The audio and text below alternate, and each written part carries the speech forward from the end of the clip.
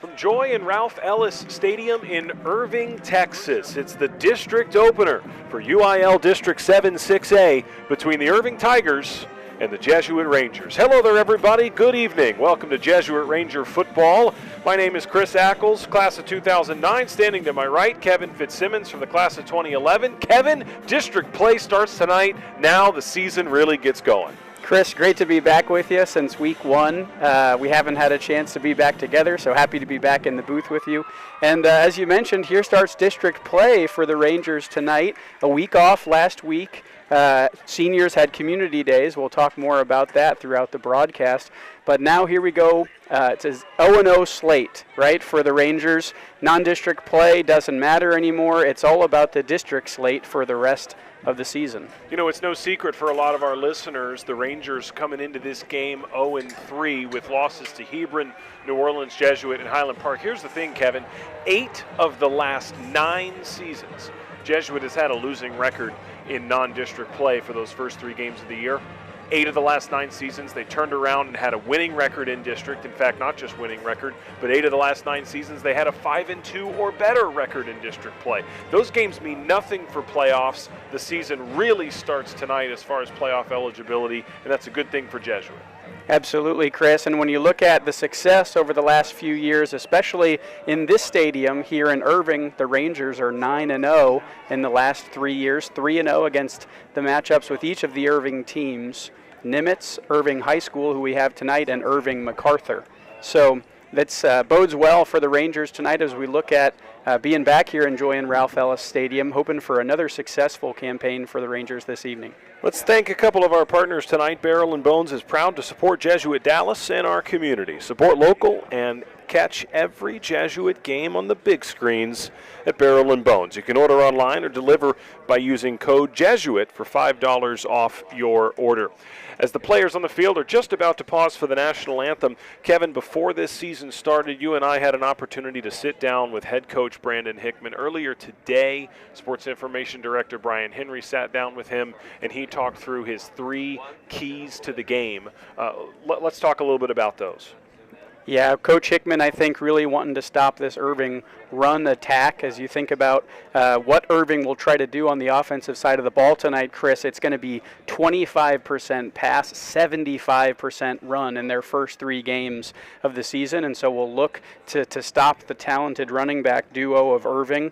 Coach also mentioned on the offensive side of the ball, wanted to get the offense going early. So far, we haven't had a chance to get on the board early. Had 2 offensive touchdowns in the 3rd game against Highland Park. Looking to continue that offensive momentum here and to eliminate mistakes, penalties, turnovers, those sorts of things. If the Rangers can limit those sorts of things, we know they're going to be in a good position to get the victory tonight against the Tigers. Irving comes into the game with a 1-2 record in non-district play.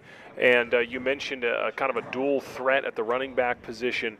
We'll see what that's all about here in just a moment. The teams are on the field right now for the national anthem as Irving's band and ROTC program present it. We will pause for 30 seconds to honor our nation.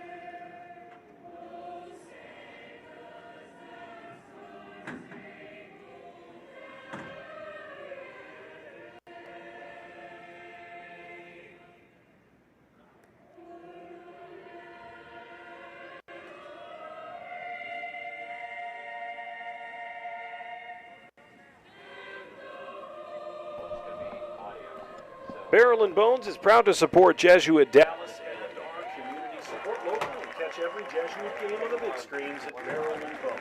Order online for delivery. Use code Jesuit for $5 off your order at Barrel and Bones. Bones. We're just moments from getting started here at Joy and Ralph Ellis Stadium. Rangers looking for their first win of the season. Kevin, you talked about keys to the game. You talked about district play. You know, when you look at the playoffs here in UIL 6A, it all is based on district record. Both teams come into this game 0-0. Absolutely, Chris. Like we said, it's a blank slate tonight for the Rangers, blank slate tonight for the Irving Tigers, who are 1-2 on the season thus far. Now, the only thing that matters is the rest of the season, the district schedule. Jesuit here in District 7, 6A, as we've talked about with the schools from Irving. That's Irving High School, Irving Nimitz, Irving MacArthur, and with the schools from Richardson. That's Richardson High School, Richardson, Berkner, J.J. Pierce, and Lake Highlands. Jesuit and Lake Highlands look to be favored in the district so far from what we've seen in years past and what we've seen so far this season. So tonight's matchup, an important opportunity for the Rangers to get ahead of the schedule here in district. Veritex Bank is proud to serve as the official bank of the Jesuit Dallas Rangers. We share a strong commitment to serving the community and making a difference in the lives of others. Learn how our shared values make Veritex Bank and Jesuit Dallas a winning team. Visit veritexbank.com, member FDIC. Irving's going to kick the ball off to get us started. Jesuit will be returning. Kevin, you made mention of this before. You and I attempted to do the Hebron game together. That ended up being mostly audio, so this is kind of our first broadcast together. Absolutely. It's so fun to be out here with you, especially at the start of a game. The weather's good. Tom Walsh and I tried to do the Jesuit New Orleans game the week after, and we were lightninged out for the second half. So to have perhaps a full football game here, no audio technical difficulties under our belt, could be interesting for the Rangers. Don't jinx us yet with that. Padillo for Irving's going to get this game started. We're going to be underway, and right away, Jesuit's going to make a move on a return, and we may have a return to start this thing off. We do. It's about a 40-yard return for Jesuit. It was Carson Lindley, the team leader in overall yards. Carson Lindley there, a huge return for the Rangers. He is, so far this season, the leading all-purpose yard for the Rangers with 180 yards over those 3 games, a lot of those coming on returns.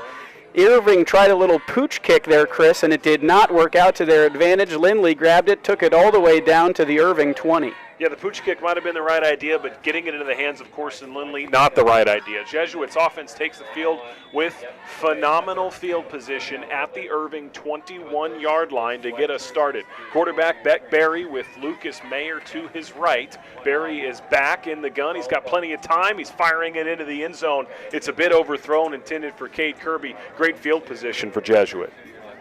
As you mentioned, target was Cade Kirby. He's been a strong receiver so far for the Rangers, senior and captain.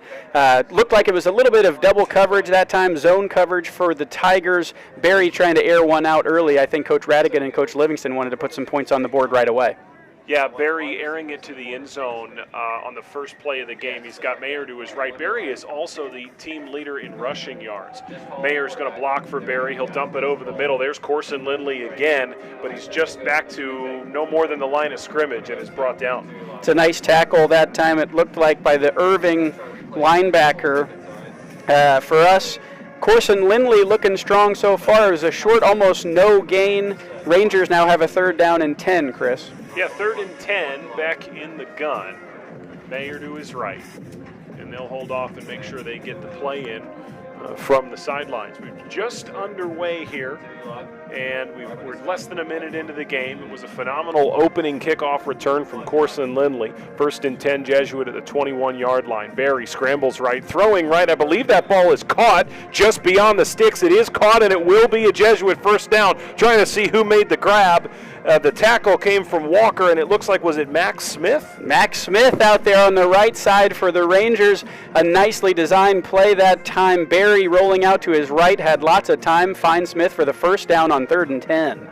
How about Barry scrambling to his right, and not a huge window of opportunity there to hit Smith, but he hit him. On 1st and 10, we'll get our first ground game of the evening here for Jesuit, running it up the middle, picking up about 4 yards for Smith. Yeah, an interesting formation that time for the Rangers. Mayer was just behind Barry, who was up under center. As you mentioned, they gave it to Smith, who's typically a wide receiver, but a 3 or 4 yard gain that time. And let's see what the Rangers do now as they near the end zone and get into this goal line formation. 2nd and goal from the 7-yard line. We're scoreless 1 minute into the game here in Irving. Barry now with an option to his right. He'll dish it out. It's going to be Mayer. He's fighting for that last yard. It looks like he's forced out of bounds at about the 1 yard line. Option play. It looked like Barry might have got a yard or two and then tossed it to Mayer. He did exactly what he's supposed to do that time, attacked the end on the right-hand side. Barry pitches. Mayer almost gets all the way down. He's stopped out there by the cornerback. That's number 11, Kamari Dove. Now it's a 1 yard 3rd down here. The Rangers trying to get in the end zone. Yeah, 3rd and goal from the 1. Barry's going to hand this ball off. A huge pile in the middle. I don't think he got it. I think he's a yard short. We're going to have 4th and goal coming. Yeah, referee comes in. Looked like he had a good eye on that one from the sideline. That ball is inside the 1 yard line, Chris. Let's see what the Ranger offense decides to do here on 4th and very short. 4th down, goal to go, a yard from the goal line. That was Max Smith, I believe, on that carry. Lucas Mayer is also out there. Beck's going to put the play in. He's got Smith to his right. Offense staying on the field. We got an interesting formation here. Let's see what we do. Barry's in the gun. Mayer to his left, hands it to Smith. Up the middle, he got it. Max Smith in the end zone. We're 2 minutes into the game, and Jesuit has a 7-0 lead. It's Big Ben Bumgardner, number 71 that time for the Rangers. Lead blocks all the way in. Mayer was on the left side as well, creating just enough space for Max Smith to put it in the end zone. Jesuit up 6-0, and now an opportunity to get the extra point as Cooper Magoo heads out and puts the PAT in the air here in just a moment. We're just about 3 minutes into the game as Magoo's PAT is good with room to spare. Jesuit up 7-0. It wasn't the longest drive. It was just 21 yards. It was all set up by a fantastic return from Corson Lindley, and Jesuit strikes first tonight. That's right, Chris. From our stats tonight, no Chris Martinez with us this evening, but we'll have a gang of statisticians behind us. That drive, 7 plays, 21 yards, 2 minutes and 50 seconds, capped off by the Max Smith 1 yard, maybe even less than 1 yard run for the touchdown. Want to thank our scoring sponsor, that's Vanguard Auto Group. This scoring summary is sponsored by Vanguard Auto Group, which is proud to stand behind Jesuit Athletics. With GMC, Kia, and Ford dealerships in the DFW Metroplex and surrounding areas, we're here to be your hometown dealer. Visit VanguardAutoGroup.com and schedule your test drive today. Go Rangers. The stat I want to hear, Kevin, is when was the last time Jesuit played a football game that Chris Martinez was not keeping stats? We'll have to get that via text message later this evening.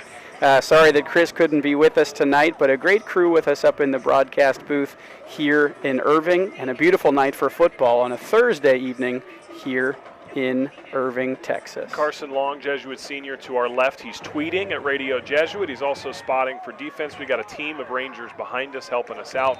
Of course, Brian Henry, Sports Information Director, helping us as well. Magoo kicks it off. Irving's return gets to about the 26 or 27-yard line. It was Simon McGoldrick making the tackle for the Rangers. And you talked before the game started, one of Coach Hickman's keys was to stop the Irving run. We'll see if we can do it here. Absolutely, Chris. So far for the Tigers, Fred Green, 28 rushes on the season for 185 yards, and Henry Duenas, 30 rushes for 124 yards. So that is the dual running back threat that we're looking for from the Tigers this evening. Irving's offense takes the field. It's a run-heavy offense. Quarterback Elijah Garcia is going to toss this ball off to his right, but a couple of Rangers are there quick for a tackle at the line of scrimmage. It looks like Cole Johnson was in on that tackle for Jesuit on a toss to the right, and boy, they got there quick. Love to see the outside pursuit that time by Johnson, who comes from the left end position, does exactly what he's supposed to do, containing the run. No gain that time for the Tigers. Garcia's going to go under center. It looks like he's got Henry Duenas behind him. He will hand the ball to Duenas, and once again, he's only going to get a yard or two. The ball's on the ground. The Rangers think they have it. We'll see. It looks like the officials are going to say that Irving fell on it. It'll be third down coming. They forced a fumble. Tigers fell back on top of it. So far this season, Chris, Irving already with a -5 turnover margin in their first 3 games, 6 fumbles. So maybe that's something we're going to see throughout the evening. They're fortunate that time that the Ranger defense doesn't jump on it. But looks like 3rd and long here now for the Irving Tigers. Loss of a yard, 3rd and 11. We're 4 minutes into the game tonight. Jesuit has a 7-0 lead. The quarterback, Garcia, back. This time he's going to throw, and it's batted down at the line of scrimmage. It looked like that was the Rangers' Cole Wambacher got his hand up, knocked it down, and they'll force the Irving punt. Wambacher that time does a great job, gets stood up at the line of scrimmage, does exactly what you're supposed to do, throws his hands up in the air. Garcia, not a tall quarterback there from that position, so it gets batted down. 4th down, a great 3 and out here forced by the Ranger defense. Irving punter Jose Garcia heads out to the field. And Jesuit's offense is going to take this ball back over. Corson Lindley back for the return. Lindley returned the opening kickoff tonight all the way to the 21-yard line. This time he's going to get his hands on the ball at about the 45, but he's brought down pretty quickly. Lindley's a big, tall kid, hard to bring down, and it helps that he's also quite fast. A little bit of a dangerous kick that time for the Rangers. Somebody might have gotten their hand on it on the punt block.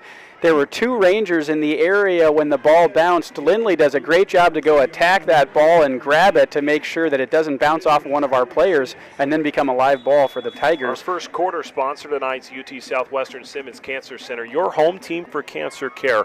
Locations all around the Dallas-Fort Worth area. That's the UT Southwestern Simmons Cancer Center, our first quarter sponsor this evening. Barry's in the shotgun as he often is. Play action to Smith. He's going to go long. That ball's going to be caught, and they're going to be in the end zone. One play, 56 yards. Rangers on the board again. That time it does work. The first play go long. We tried it from the 20. Coach Radigan and Coach Livingston say, well, what about from our side of the 50? Kirby just too fast that time for the Irving defense, and the Rangers up big early with 7:30 left to go here in the first quarter. Kevin, not only did the play action work to perfection, but I'm not sure Cade Kirby broke stride at all. I think Beck Berry hit him perfectly in stride. Kirby could go full speed right into the end zone. Rangers strike quickly. Kick from Magoo up and good, and the Rangers up 14-0 now. You're exactly right, Chris. Maybe, 4th game of the season now, first game in district. Some of those relationships we talked about, Beck Berry new to the starting quarterback position, Cade Kirby playing more snaps, those types of things are starting to gel a little bit better here as you get into that 4th game of the season compared to games 1, 2, and 3. And what I'm about to say are the types of things, football players, half our listeners are going to laugh at me for even saying it, but every receiver has a different speed, right? And they're all running at different angles. So part of learning your team, part of learning your teammates is figuring out, okay, this guy's lined up here. Kirby was going to be. They've built that relationship in practice week over week, day over day now for the last couple of months. And if you're the Rangers, you're really excited to see this kind of score, especially from the offensive side of the ball this early in the game, Chris. Chris Martinez is listening in Dallas. James Kramer is listening in Dallas. Brian Montgomery is listening from I don't even know where. I don't know where up in the Northeast. But it's good to hear from him. Shoot us a note on Twitter. We're at Radio Jesuit. Jesuit Senior Carson Long running the Twitter account tonight. Let us know you're listening. We'd be happy to say hello to you and to your family members as you listen and support Jesuit Ranger football tonight. I believe our score bug is still down, so we'll keep you posted on the score all night. Jesuit 14, Irving 0, 5 minutes into this contest. We're told Brian Montgomery listening in from Syracuse, New York, Chris, up there. And we're also told that play from Beck to Kirby is our longest play of the season for the Rangers. One play, 56 yards, scoring strike for Jesuit. Irving's offense back on the field. They'll pick up 3 or 4 on first down as Irving's got that running attack. And that one, I believe, was Garcia, or rather Garcia was handing the ball to one of his running backs. There we go, Henry Duenas. Short gain that time for the Tigers. Let's see what the Ranger defense continues to do here. Got a lot of speed on the outside. We know this is going to be a run-heavy offense from the Tigers, so maybe they continue to stack the box here early on in the first quarter. Irving's going to take this one under center and hand the ball off, move to their right. It's a good-looking play there for Irving as he handed the ball to Fred Green. Green picked up about 5 more. It'll be 3rd and short. It's Wambacher that time on the left side for the tackle for the Rangers. 3rd and short coming up for the Tigers. Wambacher leads the team in tackles for Jesuit. Let's see what the coaches decide to do this time. Are we going to bring pressure on 3rd and short? 3rd down, 1 yard to go for the Irving Tigers on their own 29-yard line. Under center, hands the ball off. They'll get the 1st down, but not a whole lot more than that as a few gold helmets converge. That was Duenas who picked up the 2 he needed. Cabe Weissmuller came down that time as the safety and ultimately brings down Duenas, the ball carrier.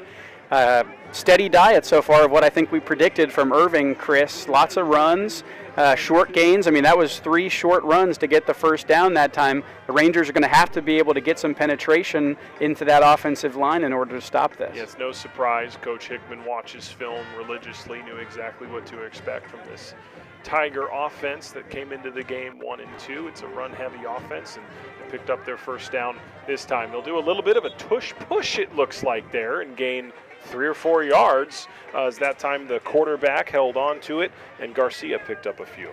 Most high school teams you see these days, Chris, a lot of snaps in the shotgun. So far from Irving, we've seen Garcia mostly up under center. We'll see if that continues for the rest of the evening. But as you mentioned, that time a little bit of an unexpected quarterback sneak on 1st down. It works out for the Tigers for a short gain. Rangers now maybe have to dial up a little bit of some pressure in order to fill those gaps. They're running mostly up the middle right now. That's a play you see on 3rd and 1, not 1st and 10. Absolutely. Which, by the way, might be why it worked. Unexpected. That may be exactly why it worked, and now we'll have, I believe, our first time out of the game. It'll be to the Irving Tigers. Want to say hello once again to our first quarter sponsor, the UT Southwestern Simmons Cancer Center, your home team for cancer care. It's the only NCI-designated comprehensive cancer center in North Texas. It's the gold standard for cancer centers, so we want to thank them for being a part of the Jesuit community and for sponsoring these broadcasts. And once again, a hello to our title sponsor, Veritex Bank, proud to serve as the official bank of the Jesuit Rangers, sharing a strong commitment to serving the community and making a difference in the lives of others. Visit www.veritexbank.com, member FDIC. Nice moment to pause and catch our breath here, Chris. 4:47 left in the first quarter. Again, if you're just joining us, your Jesuit Rangers up 14-0 here on the Irving Tigers. And that's been a consistent thing for us in the last, 65 years. Jesuit is 8-1 all-time against Irving, 3-0 on the road, and we're back to the action here as Irving has a short pass to the right flat. Short gain that time by number 18, that's Caden James. Short gain that time for the Tigers. Kevin, you know what I really miss is TV timeouts. There are no TV timeouts in high school football, and I am losing it. This is happening fast. Jesuits got a 14-0 lead, 4:43 on the clock here in the first quarter. We understand the score bug is not up and running, so we will keep you posted. Irving's back under center on 3rd down and 3, and this time they're going to do another one of those handoffs to the left, and looks like Jesuit's going to get to him behind the line and bring him down for a loss. 4th down coming. Trying to see who comes up out of the pile. I think it was number 16 for the Rangers that time. That's Ben Phillips. Darted out to the right side, got his hand on the runner, held up his leg, and the rest of the Ranger defense comes in to make the tackle. That was a 1st down saving play that time, Chris. No doubt about it. That's easily a 1st down and then some without that tackle being made. Now you've got a 4th and 4 situation in your own territory, and if you're the Irving Tigers, you just have to punt it away. Unfortunately for Irving, the punt's going to go to Corson Lindley. He opened the game with a 50 or 60-yard return to put Jesuit in great field position. This one's going to get blocked. It's never even going to get to Lindley. Jesuit got to it first. It's knocked away. It's going to be a scoop and a score. A blocked punt, scoop, and score. I believe it all came from Jackson Gare, and Jesuit extends the lead. Almost mentioned something right before the punt that time, Chris. It really looked like the Rangers were down in stances trying to get to that ball. They almost got there. That first punt, I think they knew that time that they were going to be able to make it and block that punt. As you mentioned, I think the whole time that was Gare who gets the block, Gare with the scoop, and Gare who ends up in the end zone for the Rangers. I think he did all three.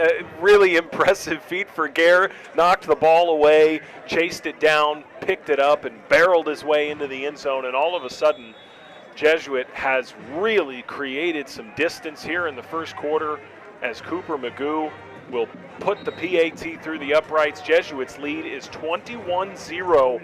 We are still in the first quarter with 3:45 on the clock. Well, your scoring summary is easy that time. Let's say the punt blocked by number 21, Jackson Gare.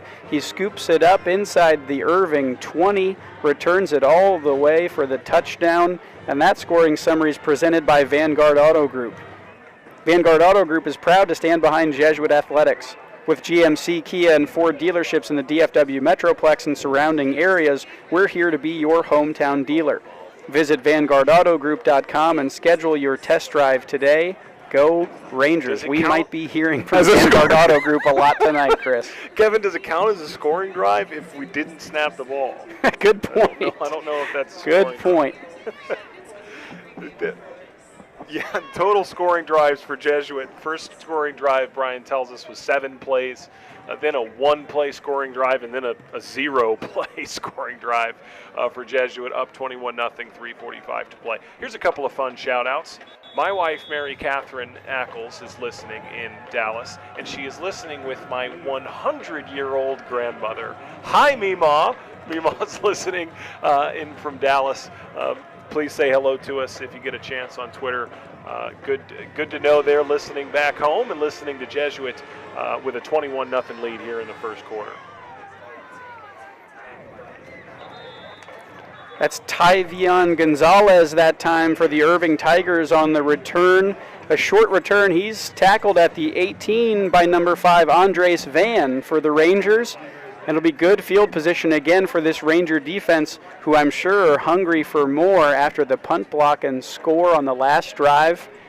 Chris, it's a good start for the Rangers. I think we knew they needed this confidence boost. 3 games in, only scored 2 offensive touchdowns. This is a great way for the Rangers to start, especially to build some confidence at the beginning of the district slate. Yeah, no doubt about it. The thing about Jesuit football, there's a pretty consistent scheduling routine as Irving's going to hand this ball off and pick up 5 or 6, where you've got 3 non-conference games, then a bye week for community days, and then you get into conference play. It's been this way for more than a decade. It was that way when we were in school. And I love what Coach Hickman has done, which he's gone out and scheduled 3 really tough non-conference games. He does it every year. Every year, it seems like you start with a sub-500 record, but then you show up and you see a game like tonight, and you understand why he does it. You mentioned it at the beginning of the game. In the last 10 years, only 2 times has Jesuit gone for more than or had over 500 record in their non-district schedule. That's 2015 and 2021, both of those 2-1. So as a first down there that time for the Tigers, I think Jesuit is used to this at this point. The coaches know how to coach the guys through this. They know that now really the season begins, and district is what matters as you look towards the playoffs. Yeah, absolutely, and it certainly appears this team is coming out all cylinders fire, and this ball's going to be fumbled again. I think Jesuit has it this time. Last time Irving recovered their own fumble. This time Jesuit's got it. It's Joe Norman. Norman was coming in, looked like he almost had an opportunity as a sack, and all of a sudden the football shows up at his feet. A little bit of confusion maybe that time in the Irving backfield. Not sure if the ball carrier and the quarterback were in sync. As soon as the ball gets handed off, it's dropped. But Joe Norman was there to dive on it for the Rangers. We talked about the turnovers earlier already, Chris. That's one now for the Tigers as they drop the fumble. The Rangers again with good field position to start off. We're 2:30 left in the first quarter, and they're ready to score again. Yeah, Jesuit's first drive of the game started at the Irving 21-yard line. This one's going to start at the Irving 29-yard line, and Max Smith is going to carry the pile with him for an additional, 6 to 8 yards. He picks up 8 yards, and all of a sudden it's 2nd and 2, and the Rangers are nearing the red zone again. Want to shout out offensive lineman number 55, Thomas Andrews, that time pushing the pile from the back. He ended up, I think, 3 or 4 yards farther than the ball carrier did, but it gets Jesuit an extra 5-6 yards after the ball carrier was stopped early. 2nd and 2 from the 21-yard line. Jesuit trying to add to an already 21-0 lead. We're in the final 2 minutes of the first quarter. Beck Berry, play action, going to his right. He's got a man to get around, and his pass goes a little bit behind Lucas Mayer. He was on the run from the word go. Yeah, maybe a little bit of a rush that time from Berry rolling out to his right again, similar to that first drive when we got the first down completion. Just threw it a little bit behind Mayer. Was fortunate that no Tigers were there to scoop that one up. And now let's see what the Rangers decide to do on 3rd and short. Yeah, 3rd and short at the 21-yard line. We'll see what Jesuit's offense does here. Lucas Mayer lining up to the left of quarterback Beck Berry, who's in the gun. Claps, gets the ball, moving to his left and dancing a little bit. Beck Berry's going to dance his way to a first down and a few more as he'll gain about 6 or 7 yards. Yeah, I really like that play call that time from the Jesuit offensive coaches. 3 wide receivers out right, Chris, and Beck Berry does a design quarterback run to the left. I think it caught the Tigers off guard a little bit. As you mentioned, Berry very patient that time on the run, waits for his blockers. Plenty of distance then for the first down, and now a fresh set of downs for the Rangers inside the 20. This time Berry looks like he's got Mayer to his right, Smith to his left. He'll hand the ball to Smith. Mayer will block for him, and Smith will pick up a couple of yards. Oh, he's still on his feet, and he'll march into the end zone. Max Smith just will not be denied. He brings it into the end zone for the 2nd time here in the first quarter, and Jesuit has a 4-score lead. Max Smith showing he can do it all, Chris. I mean, that first one was a less than 1 yard power punch score on the opening touchdown of the game. That time shows the strength to get hit on the run, goes out wide to the right, continues his run, and is in for the score. So doing it with both power and speed. Kevin, as you were saying that, Zach had the replay run in there. We just need a telestrator, and you and I are all set. That was fantastic. But you're right. I mean, I thought he was down. He just stayed up on his feet, made his way around the corner. The PAT's good from Cooper Magoo. The clock says 1:05 in the first quarter, and Jesuit has a 28-0 lead. Exciting start here, as we've mentioned already, for the Rangers, up 28-0. Max Smith, 2 touchdowns.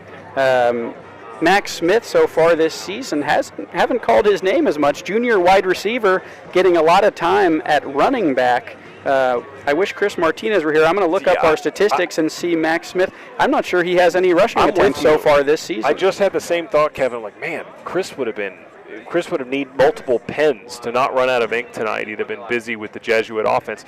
Kevin, you mentioned earlier it's a beautiful night out here. Of course, weather's cooled down in the last couple of days, so it finally is starting to feel like fall. Maybe not a raucous crowd necessarily here in Irving, but well attended. We have Jesuits band and cheer team are here. Same thing for Irving.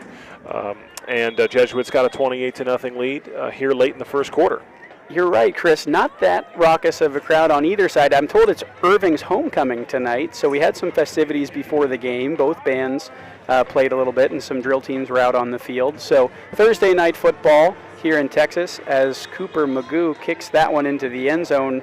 It's going to be a touchback. I am looking here at the stats now, Chris. Max Smith before this game had two rushing attempts, for 4 yards. 2 rushing attempts for 4 yards so far tonight. He's got 2 touchdowns. We'll get his official yardage and attempts tonight, but he's turning himself into a running back here all of a sudden. Yeah, just in 1 quarter of one game. I've done the research myself, is what you should have said. and he's got the stats. Kevin doing a great job. Of course, Chris Martinez has been with this broadcast for 28 years. You know, Kevin, one of the things you and I wanted to talk about at the Hebron game and didn't have time to, but we will have time later in this game, is the legacy of this broadcast, what this broadcast has meant to you and to me over the past 30 years. So we'll get to that here in the second quarter, and we're excited to share the background of how we got here and how this broadcast got here, because it predates every player on the field right now.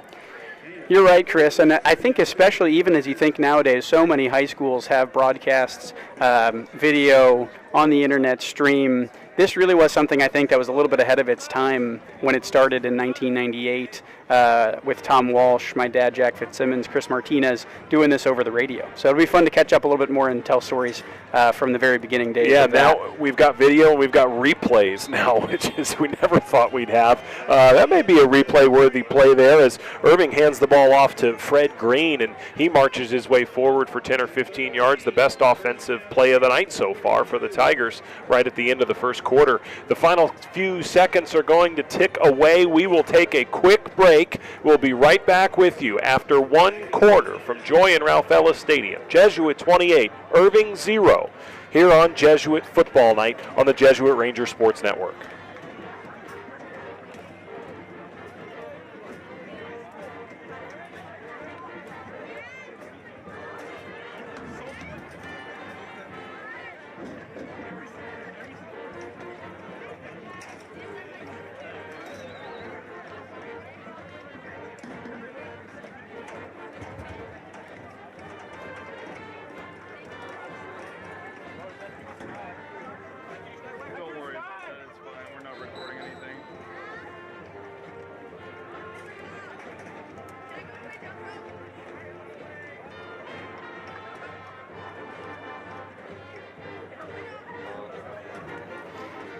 Welcome back to Jesuit Ranger football here at the start of the second quarter.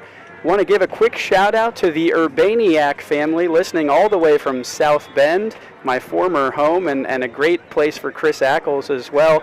Megan, Mike, Jude, Felicity, and Luke Urbaniak listening all the way in South Bend. Thank you so much. We love to have Jesuit Ranger supporters from near and far, Chris. Yeah, all across the country. Shout us out on Twitter at Radio Jesuit. Jesuit senior Carson Long manning the Twitter. Hopefully he'll have a few shout outs for us momentarily. We're just beginning the second quarter here at Joy and Ralph Ellis Stadium in Irving.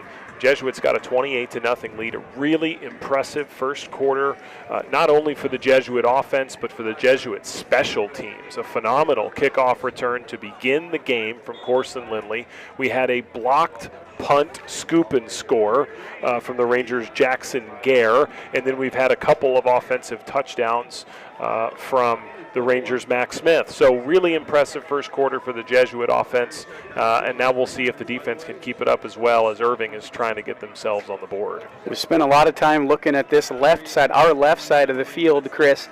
Ball's now in the middle of the field for the Tigers. Short run that time. Looked like it was running back number 12, Fred Green. It's 3rd and 5 now for the Tigers. Ball's going to get tossed off to the right. Irving's going to pick up another first down on a really effective run play. This Irving run offense can work and does work. That time it was Napoleon Proctor, and he picked up 7 or 8 yards as the Tigers are in Jesuit territory for the first time tonight. Looked like more of a triple option that time, Chris. Garcia fakes the handoff to the fullback and then runs out right for the option.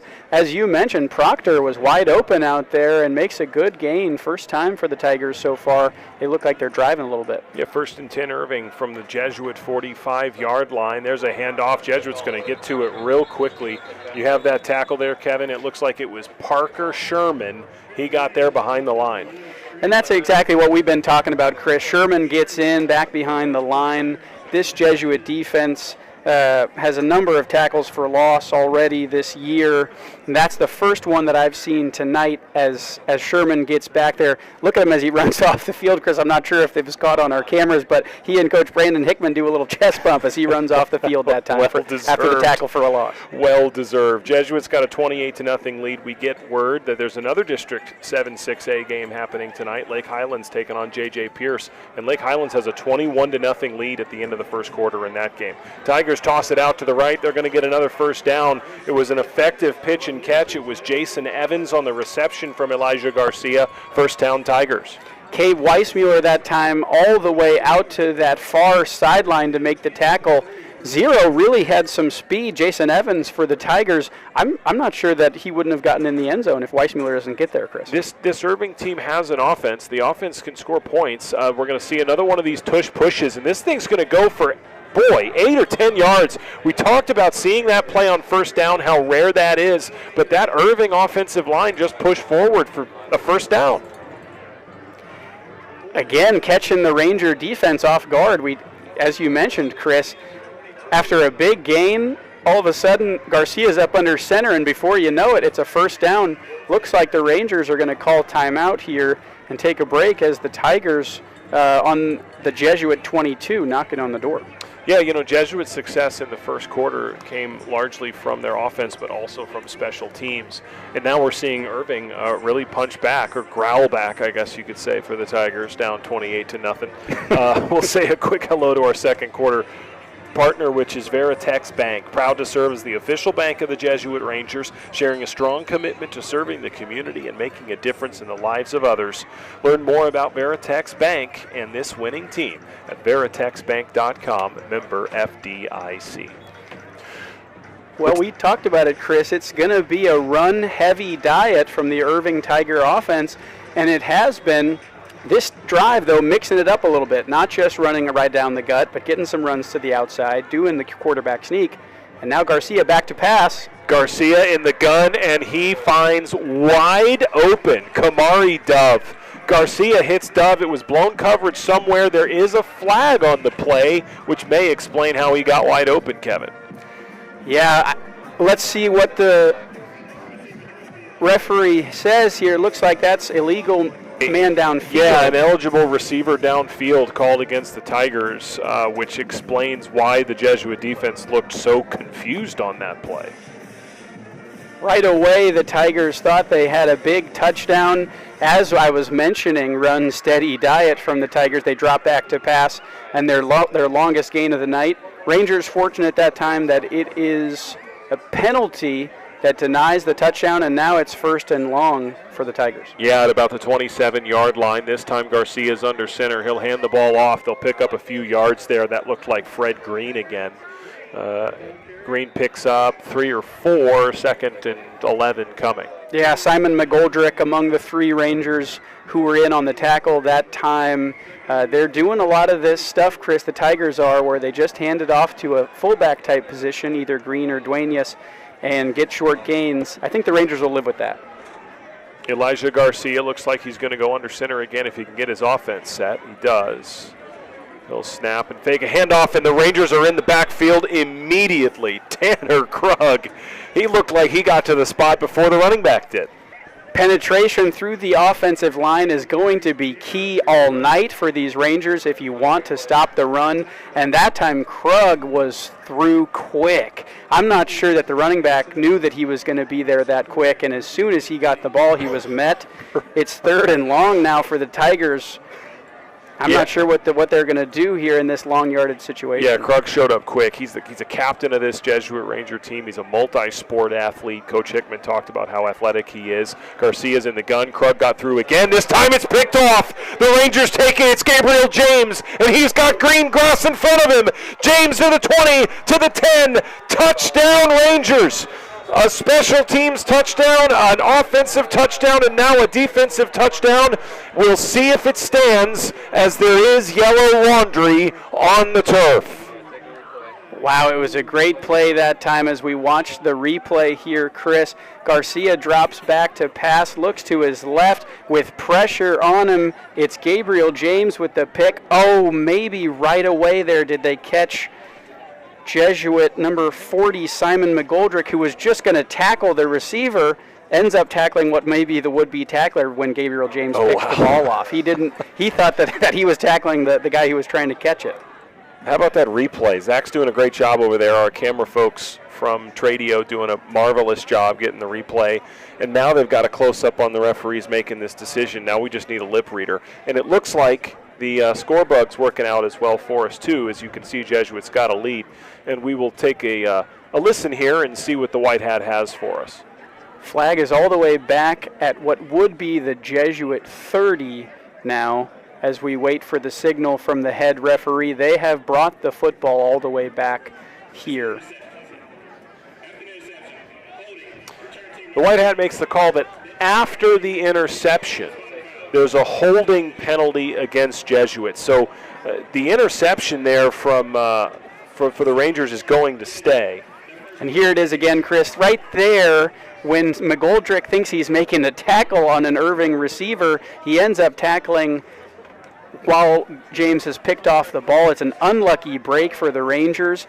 James did amazing to take that ball all the way to the house, and now it will be the Rangers in their worst offensive field position so far on their own 19. Unfortunate that time for the Ranger defense. Yeah, but great to see the Gabriel James pick stand. It does, so he'll get credit for that. The Jesuit defense, I know, will be excited to hear that as the Ranger offense will head back on the field. I think, Kevin, we may have a backup quarterback, a new quarterback, I should say, for this Jesuit offense, as it's going to be J.P. Livingston. He's going to hit the air right away, looking for Kirby. It's going to get batted away. Livingston wastes no time establishing his presence tonight. Nice coverage that time by the Tigers. Number 11, Kamari Dove, back in the coverage for the Tigers. As you mentioned, Chris, Livingston gets in the game, and we've seen him do this a couple times so far this year. As soon as he gets in the game, he's happy to air it out. Coach and JP both must have confidence in that arm. Kevin, the word legend or Jesuit legend thrown around a lot. How about Rick Martin? Trainer Rick Martin. He's been around for a long time, helped literally thousands of Jesuit athletes across various sports, across various decades, of course, with this team tonight. And we have a hello for him. But first, Cade Kirby's going to pick up a first down. That pass could have been about a 3-yard gain. Kirby turned it into a 15-yard gain. We do have another flag on the play. It's that screenplay that we know Jesuit loves to run on the right side. Kirby catches it, lots of yards after the catch. And then it looks like it's going to be a personal foul face mask call by the referee added on to the top here, so it turns into a big gain for the Rangers. Yeah, Kirby's a little squirrely, a little zippy there after he catches the ball and picks up more than a first down for Jesuit, and the penalty is going to put the Rangers in Tiger territory. Kudos once again to the Jesuit offensive line getting out that time. I saw it was Captain 72, Luke Cutler, making one of the blocks that sprung Kirby for the big gain. We mentioned Rick Martin, his son Andrew Martin watching. Looks like Jane Martin also watching, saying hello to us on Twitter. Thanks for saying hi. We're at Radio Jesuit. Rangers going to hand this ball off, and it's going to be Judson Harris who will run to his left to pick up a few yards. Another new face that we're seeing here, Chris, at running back. Judson Harris so far this season, 3 attempts for no rushing yards. So, in fact, for -3 rushing yards. So it would be great to see some young, unfamiliar faces for the Rangers getting in and getting some success on the offensive side of the ball. Yeah, quarterback J.P. Livingston with a man to his left and a man to his right. He hands this ball off. Is it Harris again? No, that was Mayer. Mayer will pick up a few more yards for Jesuit. It was Mayer. Up early, 28-0 for the Rangers. Might continue to see this heavy run-style offense, and again, continuing to get some new faces in the game. 15, J.P. Livingston now looks over to the sideline as the Rangers get the play call in. It's a 3rd and about 4. Midway through the second quarter here at Ellis Stadium in Irving, Jesuits got a 28-0 lead. Livingston is back, little pump fake, dropping one into the corner. Beautifully done. Is that Cade Kirby? I believe it is. He steps out of bounds, but not before about a 20 or 30-yard reception from Livingston to Kirby. A little bit of a stop-and-go route that time on the far sideline from Cade Kirby, Chris. He was wide open. A little bit of a lofty ball from Livingston. We'll see him catch it. Gets at least 1 foot in bounds, says the referee, and makes the catch. Looks like that was about a 30-yard gain down inside the Tigers' 20-yard line. 1st and 10 at the 14-yard line. Livingston going to hand the ball off to the Rangers' Judson Harris. Harris will pick up a few. And the clock will continue to tick late in the second quarter as Jesuits got a 4-score lead. Harris did well that time, Chris. Probably should have been dropped in the backfield, churns his legs, get through one tackle, and picks up at least a couple so that it's not a negative play for the Rangers. And clearly, as we can see, as the clock winds down inside 5 minutes, Chris, the Rangers are going to take their time on offense moving forward here for the rest of this game, I think. Kevin, I'm looking forward to the halftime show, which, of course, is presented by Wright Legal. Athletic Director Kyle Harima will join us at halftime. Another one of those, we talked to him briefly at the Hebron game, but we'll have a chance to really chat with him as Irving calls a timeout here. To really chat with him at halftime, he's done a marvelous job in his time as Athletic Director, and we'll get a chance to visit with him at the half. Yeah, looking forward to catching up with Kyle. As you mentioned, we tried to catch up with him at the Hebron game that first week of the season, and not sure how many folks heard him or our conversation. So it's important for us to make sure that we get him on just his second year as athletic director here for the Rangers after a long time tenure of Steve Cook. Oh yeah, no doubt about it. And I'm sure we'll talk about Steve a little more as we go back on the history of this broadcast. What's going to be weird at halftime is no statistician update from Chris Martinez. I'm going to razz him as much as I possibly can. I think we got some great guys taking statistics behind us. Brian Henry and several Jesuit students will get their names to you live on the air here soon. But it is going to be a little bit of a different feel without that second half update on the first half stats from Chris. And don't worry, he's still texting me about the Cowboys secondary in the middle of this game. So he's still throwing in the self-deprecating Cowboys jokes even from afar. So he's still very much engaged. Second down, 7 to go from the 11-yard line here for Jesuit, trying to add to their lead. Livingston looking into the corner. Beautifully thrown ball to Cade Kirby. Those two have been on the same wavelength this second quarter. Touchdown, Jesuit. Livingston to Kirby for 11 yards, and the Rangers strike again. Wow, what a great pass that time from J.P. Livingston. Let's see as the replay comes through here, Chris. He just lofts it up. You can't see it in your screen, but Cade Kirby does not even look like he's in the vicinity. No. Gets to that ball. Great touchdown throw and catch. As you mentioned, that's relationship that time from quarterback to receiver. That was a great replay, and you could tell there were two defenders there. And when he threw that ball, Kevin, I wasn't quite sure where he was throwing it. And Kirby showed up behind one of the defenders, made a catch, touchdown Jesuit. That's timing, that's relationship. Again, these guys work on these things in practice. The kick is up and good from Magoo. As we wait for our scoring drive, why don't you tell us about the second quarter Nobody's sponsor, having a better night than Vanguard Auto Group. Our scoring drive summary, I'll let you handle that in just a moment. Our second quarter sponsor is Veritex Bank. They're proud to serve as the official bank of the Jesuit Rangers, sharing a strong commitment to serving the community and making a difference in the lives of others. You can learn about the shared values and what makes Veritex Bank a winning team at veritexbank.com, member FDIC. Before Jesuit kicks off again, I wonder if we have a scoring drive. Yep, looks like it was 7 plays that time for the Rangers, spanned across 2 minutes and 40 seconds, 81-yard drive that time after the penalty from the pick six, the would-have-been pick six from Gabriel James, and it's capped off by a 10-yard catch from Livingston to Kirby, and that Vanguard scoring updates brought to you by our scoring sponsor, Vanguard Auto Group. Proud to stand behind Jesuit Athletics with GMC, Kia, and Ford dealerships in the DFW Metroplex and surrounding areas. We're here to be your hometown dealer. Visit VanguardAutoGroup.com and schedule your test drive today. Go Rangers. Yeah, nice tackle there on the kick by Cole Wambacher. Kevin, how did Tom and Jack ever take commercial breaks?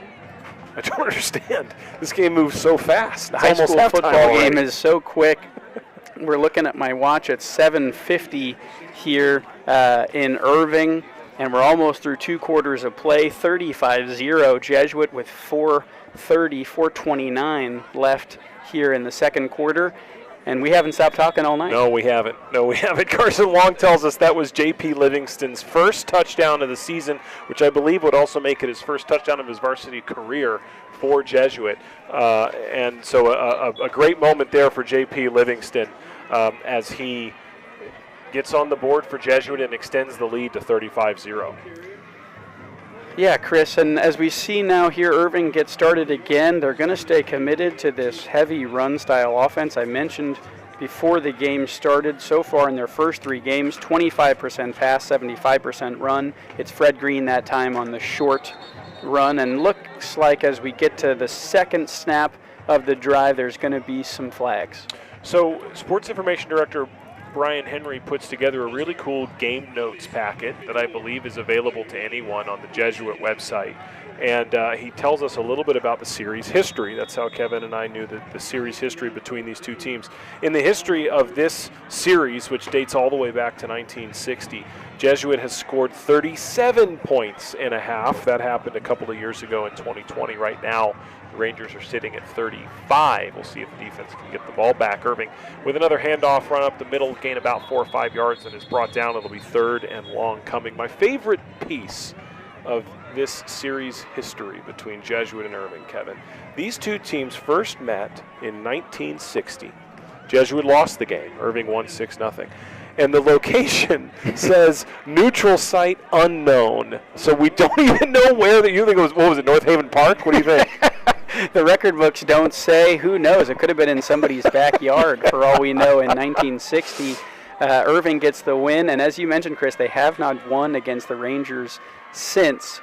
It's 3rd and 9, it looks like now, for the Tigers, as on second down they made up after the penalty.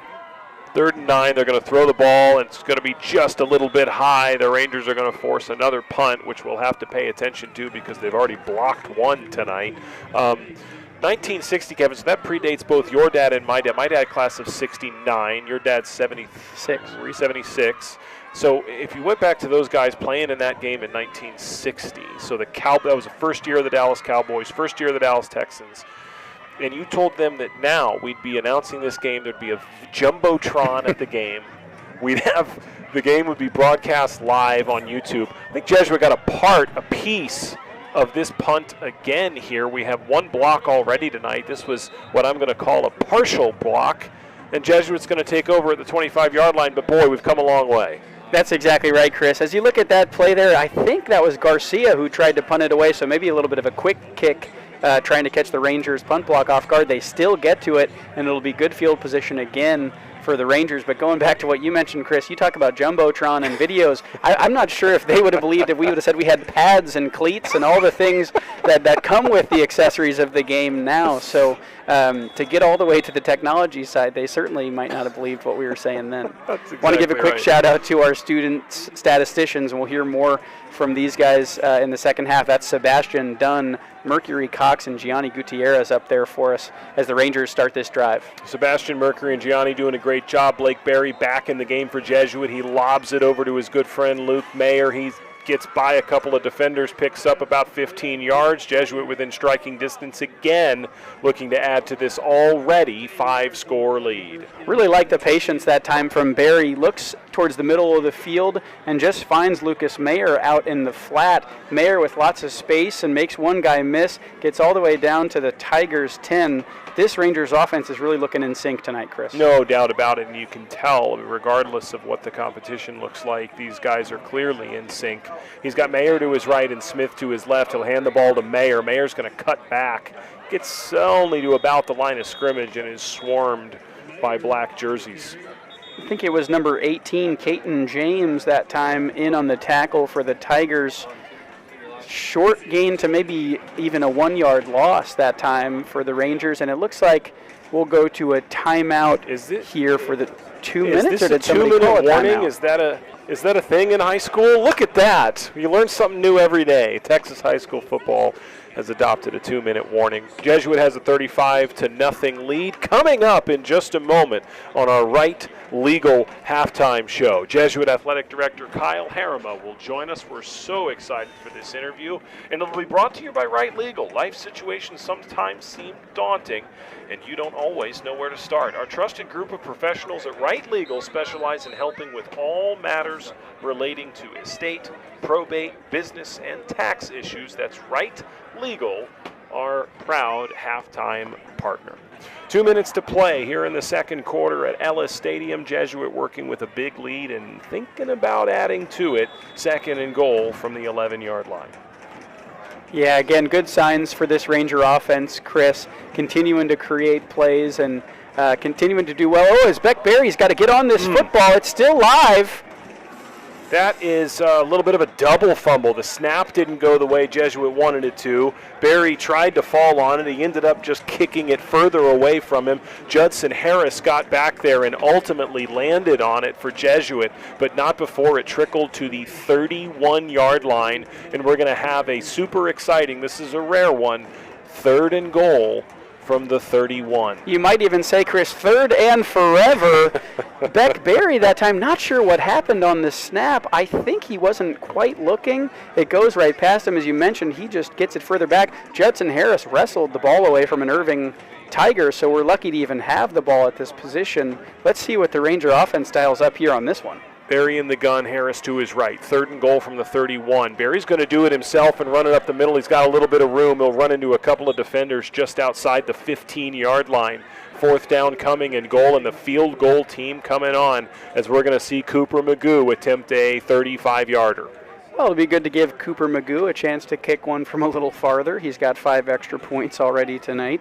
Let's see how he does from what looks like about a 35-yard field goal? Yeah, 30, just inside the 30-yard line. So we're looking at about a 34-yarder. It'll be J.P. Livingston holding. Livingston threw his first touchdown of the season a few moments ago, and now he'll be holding this 35-yard attempt from Cooper Magoo with 20 seconds on the clock. Irving will get a quick start on trying to block it, and either way, Cooper Magoo sends it through the uprights. So Jesuit will extend what was a previous record for points and a half against Irving has now been reset. Jesuit 38, Irving 0, and the encroachment offsides on the Irving defense will be declined as Jesuit adds to its lead. Yeah, you mentioned it, Chris. The man coming off the right end that time for the Irving Tigers got a good jump, a little too good of a jump, and even still can't quite get there. Magoo puts it through, had plenty of distance on the kick. 38-0 for the Rangers. Again, they've got to be excited about this, just given how the season has started. Offense not been able to quite get into rhythm yet. They look like they're really in sync so far tonight. Yeah, awesome stuff. I mean, this is an offense that didn't score a touchdown in that first game against Hebron, struggled a little bit against New Orleans Jesuit in Highland Park, but has really, really caught fire tonight. Looks like you got a scoring drive summary from Brian Henry there, and it'll be brought to you by Vanguard Auto Group. Yeah, after the little bit of a weird partial blocked punt, it's 5 plays, a net of 8 yards with the crazy long fumble that time from Berry. And it's capped off by a 34-yard kick from Cooper Magoo to extend this lead. That's Vanguard Auto Group bringing you the scoring summary with GMC, Kia, and Ford dealerships in the DFW Metroplex and surrounding areas. We're here to be your hometown dealer. Visit VanguardAutoGroup.com and schedule your test drive today. Go Rangers. Chris Martinez picked the right game.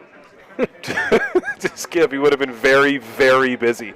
Magoo's kick is going to be returned or just grabbed at the 1-yard line. A fair catch inside the 20 results in essentially a touchback, as Irving will have 19 seconds to see what they can do offensively.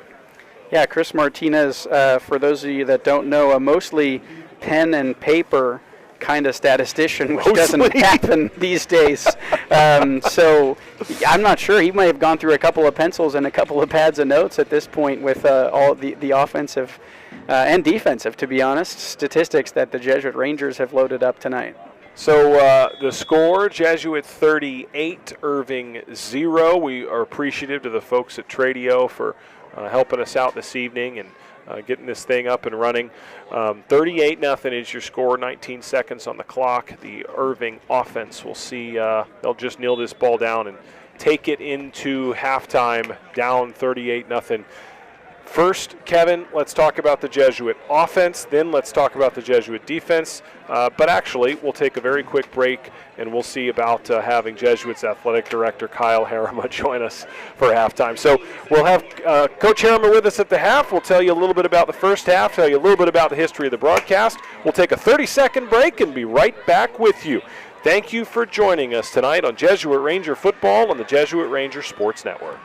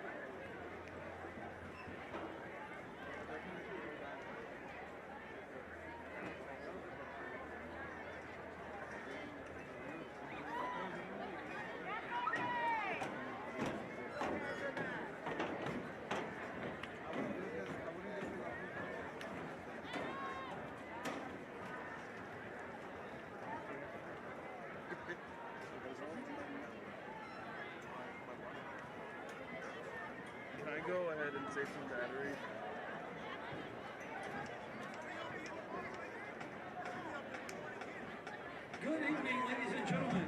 For halftime entertainment, please welcome the Jesuit Wrestling Ranger Band and Rangerette Drill Team.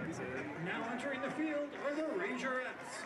The Rangerettes will be performing to Kings and Queens.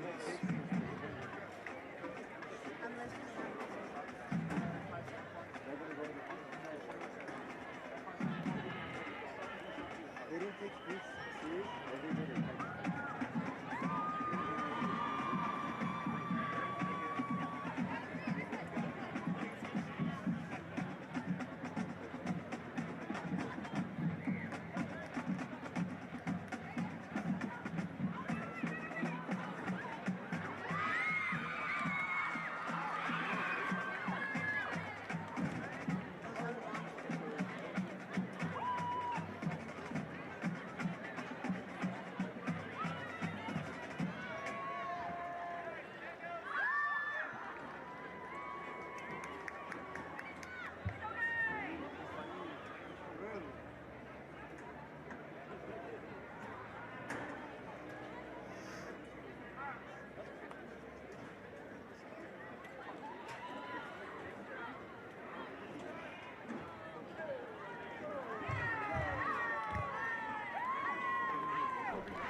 From Joy and Ralph Ellis Stadium in Irving, the Jesuit Ranger offense all over it in the first half. Jesuit leads 38-0 here in the District 7 6A opener. Along with Kevin Fitzsimmons, I'm Chris Ackles. Thank you for joining us tonight, and we are joined here at the half by Jesuit Athletic Director Kyle Harama. Thank you so much for joining us. We're trying it again after the first one didn't work out, but thanks for being here with us tonight.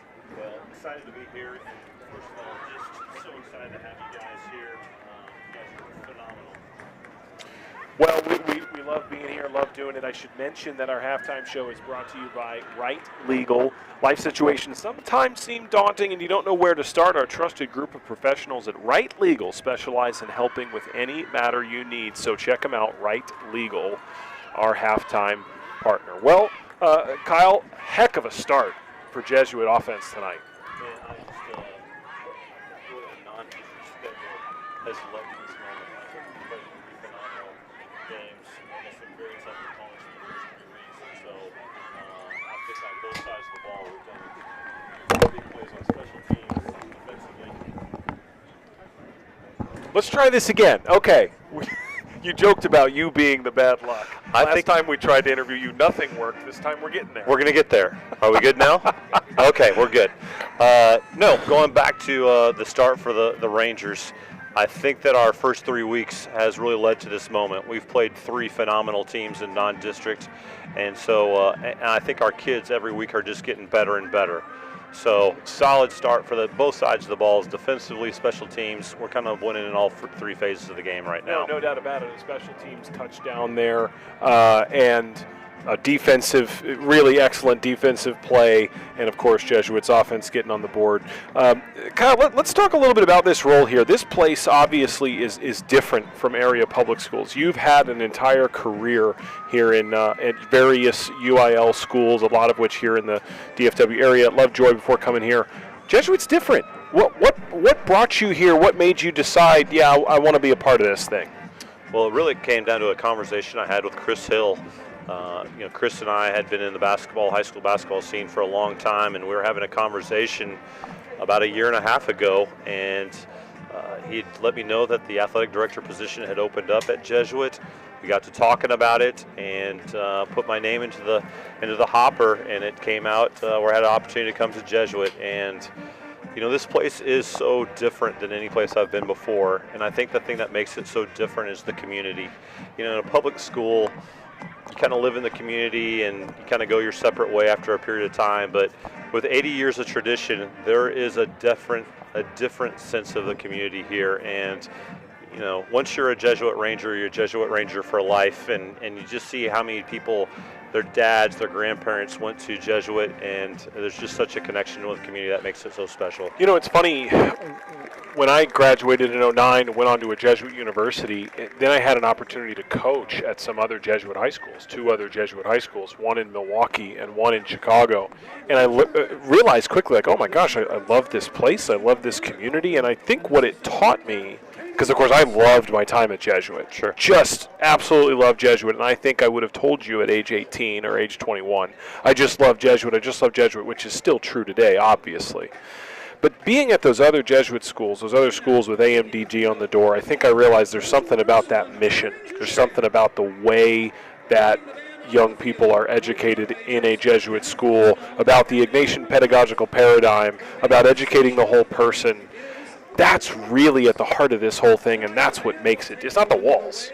It's just the formation of the boys. Yeah. And I love the fact that we have a faith-based institution where it's such a part of the culture. And, it is that mission of we truly are, we're not just trying to push you onto a great college, which happens so often, but we're trying to build men for life, and we're doing that there. Now, tell me about your role now. So you're an athletic director now, relatively new role for you. Take us through a day, right? Today's Thursday. Obviously, it's a game day. But, where does your day start? It looks different every single day. There's nothing that is set any day. But so you could do anything from, we did a parent coffee the other day for incoming 8th graders, and so you had an opportunity to talk about what the experience is going to look like for kids. We have so many different events that take place on campus, and so we meet as a team to make sure that all those events come across in the standard that we want. We really want to set the standard for how things are done, and so when people come to our campus, we want it to be different and special and done at the highest degree. So we do a lot of planning ahead of time. It could be budgeting. It could be meeting with coaches who have a concern or they want how to handle that situation, so you have a lot of one-on-one opportunities to talk to coaches.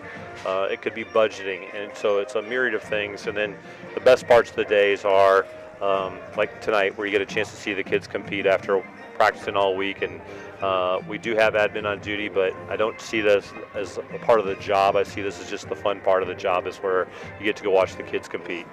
Yeah, no doubt. I think it is the fun part of the job to be able to go to the games. That certainly is the fun part. And it's funny when I hear you talk about coffee with 8th grade parents, and I hear you talk about preparing for these events and making sure they're top-notch events. When you think about, I think this is true for almost any school, but it feels particularly true for an all-boys school and one in a city like Dallas. Sports is your number one way of connecting with alumni. It's your number one way of connecting with middle school, 6th, 7th, 8th grade boys. I mean, sports they're not just a kind of a fun thing to do on a Thursday or Friday night. They're integral to the school and the school community. Right. I was this kid that, I was a good student, but I lived for sports. It was the thing that drove me every single day. And I think back to the experiences that I had with all my coaches and my teammates. It's the thing that we talk about so often as we get to be adults. And of course, the accomplishments in high school grow a little bit more over time. But it is, and like you, I know, like right here with Kevin, I just think about the relationships you've developed with people through sports, and it's such a great community builder. If you think about like an event like a home football game, what other event ties in so many different people within the community? You have the actual football team, you have the Rangerettes, you have the cheer team, you have the band, and you have the whole community come out to support. And so I think those types of nights are such great binders for the community. Yeah, no doubt about it. Jesuits got a 38-0 lead at halftime here at Ellis Stadium in Irving. We are with Kyle Harima, the athletic director of Jesuit College Prep. 18 years as a head basketball coach at Lovejoy. You talked about how Chris Hill was kind of the first person to nudge you in this direction. You won 7 district championships in those 18 years. Was it hard to step away from the hardwood and go into an AD role? I miss the day-to-day interactions with the kids is what I miss the most. They mean the world to me, and I don't have kids of my own, and so they were kind of an extension of my family, so I miss that piece of it, those day-to-day interactions. but I don't really miss the actual coaching piece of that part of my life anymore. Sure. I've really just kind of really dug into this part of the athletic director position, and instead of necessarily investing on kids on a daily basis, you're trying to invest in adults, and so that the kids can have a great experience. And so just kind of taking that one part of my life, and it was incredible. Have so many great memories. But this is actually, I'm really enjoying what I'm doing right now. How does that experience, that direct contact with students, that 2 decades of really successful coaching, how does that inform what you do now? Because you may not be an expert at every sport, but your experience teaches you what it takes to be that coach. You know, I go back to like one of my early days in coaching, and I shared an office with a volleyball coach who is now a girls volleyball coach who's now in the Hall of Fame, the National Hall of Fame for volleyball. And I shared an office with a girls basketball coach and in another sport. And I learned so much that year because it wasn't about X and O's, but it was more about philosophically about how to run a program, how to deal with parents. And so I think that you don't necessarily have to be an expert in the sport, but I do think you need to be an expert in how to deal with situations and deal with people. And so 28 years of experience with dealing with people, I think that's where my expertise is now, is how to deal with people in situations so that we can come out with the best outcome. Now, let me ask you about, it's funny, I wanted to ask you about how unique the UIL is. And then I sat there and thought, well, this guy's pretty much lived his life in the UIL. Like, to you, it may be like, oh, this is totally normal. But I can tell you from having coached in other states, there is so much about this thing that's not normal. And I'll give you a couple of quick examples. In Missouri, where I went to college, in Illinois, where I coached, in Wisconsin, where I coached, they have these Sept conferences. You're in the same conference every year. A great way to develop rivalries and play the same teams every year. Here, your districts rotate. We're in this District 7 6A right now, and a year from now, we could be somewhere totally different, playing a completely different district schedule. So that concept is strange. That creates very strange playoff brackets with Division 1 and Division 2, and then you have this additional layer where it's like I have to explain to people in other states, okay, there's a public school league and a private school league, but we're a private school and the public school. I mean, it's psychotic. This thing is how do you wrap your mind around this? You know, I think, first of all, the Texas High School Coaches Association is the most powerful in the United States. We have more members than anybody else, and there is such a dedication to the profession. You know, in so many other states, you're allowed to potentially be a insurance person who's able to coach in a high school. Right. And so within the UIL, you actually have to be an educator and work at the school full time. And so I do think that's what makes this unique, is that you have to be an educator full time to work in the schools. But in terms of like the UIL, it's so big, and there's such Texas does things on a grander scale than everybody else, including athletics. And really, I'd say the Metroplex specifically, the investment that you see in athletics in terms of youth sports, and what you see in terms of facilities. When college coaches come to Texas and they see the facilities and the investment, it's just different here. Which I think it's, you know, we're proud of our sports in Texas. Now, in terms of realignment, especially with as many people moving to Texas these days, you know, schools who are small, I mean, you go back, if you think about it, 20 years ago, Prosper was a small 2A school with 150 people in the high school. 20 years ago. Fast forward now, they have 4 high schools, and all of them have over 3,000 kids in the high school. Oh, my gosh, And so the landscape, you have to go through that redistricting because normal rivalries don't occur anymore because you constantly have to adjust with the moving populations. So the realignment will actually occur. We'll do the attendance check in October. So we'll do the attendance for each district, and then in February we'll see the new realignment and see where we lay. Yeah, that's always a fun day when the new alignment comes out, and one sport loves it and the other sport hates it, and it's always a blast. Absolutely. When the UI, and then all of them are asking, how did we land here? That's half the fun. Let me ask you this, because we all watch college sports, professional sports. College sports in particular has had this really tumultuous few years. You've had significant conference realignment. We've had the advent of NIL. We've had transfer portal. It's been an earthquake in college athletics over the last 5 years. Are you worried about any of that trickling to the high school level, or do you feel like, no, these are totally different? That's almost pro now, and we're truly still amateur. First of all, do you have any colleges that you root for regularly? Well, you know that answer, and we finally won a football game last weekend, so go Irish. I wouldn't have answered that 2 weeks ago. Shout out to my administrative assistant, Megan O'Sullivan. She is a former Notre Dame grad and soccer player there, and her daughter's a manager on the football team. Oh, I love that. So shout out to the Golden Domers. Yeah, I think it's to a degree there's some concern. You know, in terms of the NIL going to the high school level, I think you're dealing with such a small number of kids who would qualify for something that. I mean, we're talking the elite of the elite that would be talking about that. So, and the Texas High School Coaches Association is fighting to keep regulations in place, to keep the amateur piece in play. But I think as a coaches association and a profession, we need to stay ahead of the curve. You know, we've seen so many. I think the NCAA was very reactionary, and it got out of control. Yeah. And they've tried to put some constraints on it now, and it's very difficult to do that. So I think as an organization and as a state, we need to stay on top of it and be proactive rather than reactive.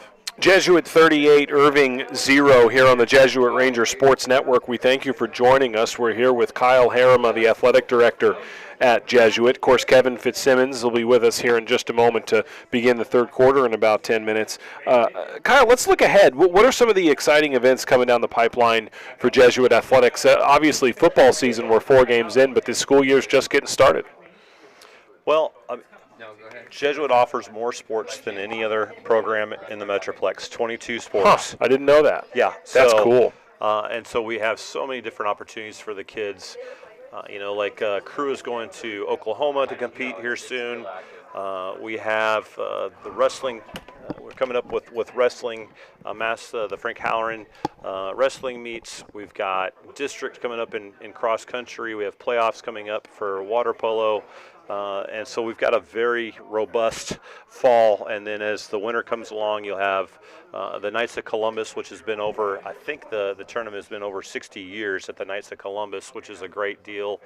And then as the spring comes on, the spring is the absolute busiest time of year. I think most people think that the busiest time is during football season, the fall, but the spring is actually that early spring when correct. The winters are all finishing and the springs are all starting. You have that huge overlap, and we have so many spring sports with like lacrosse and volleyball and baseball and rugby that the spring is absolutely nuts. Yeah.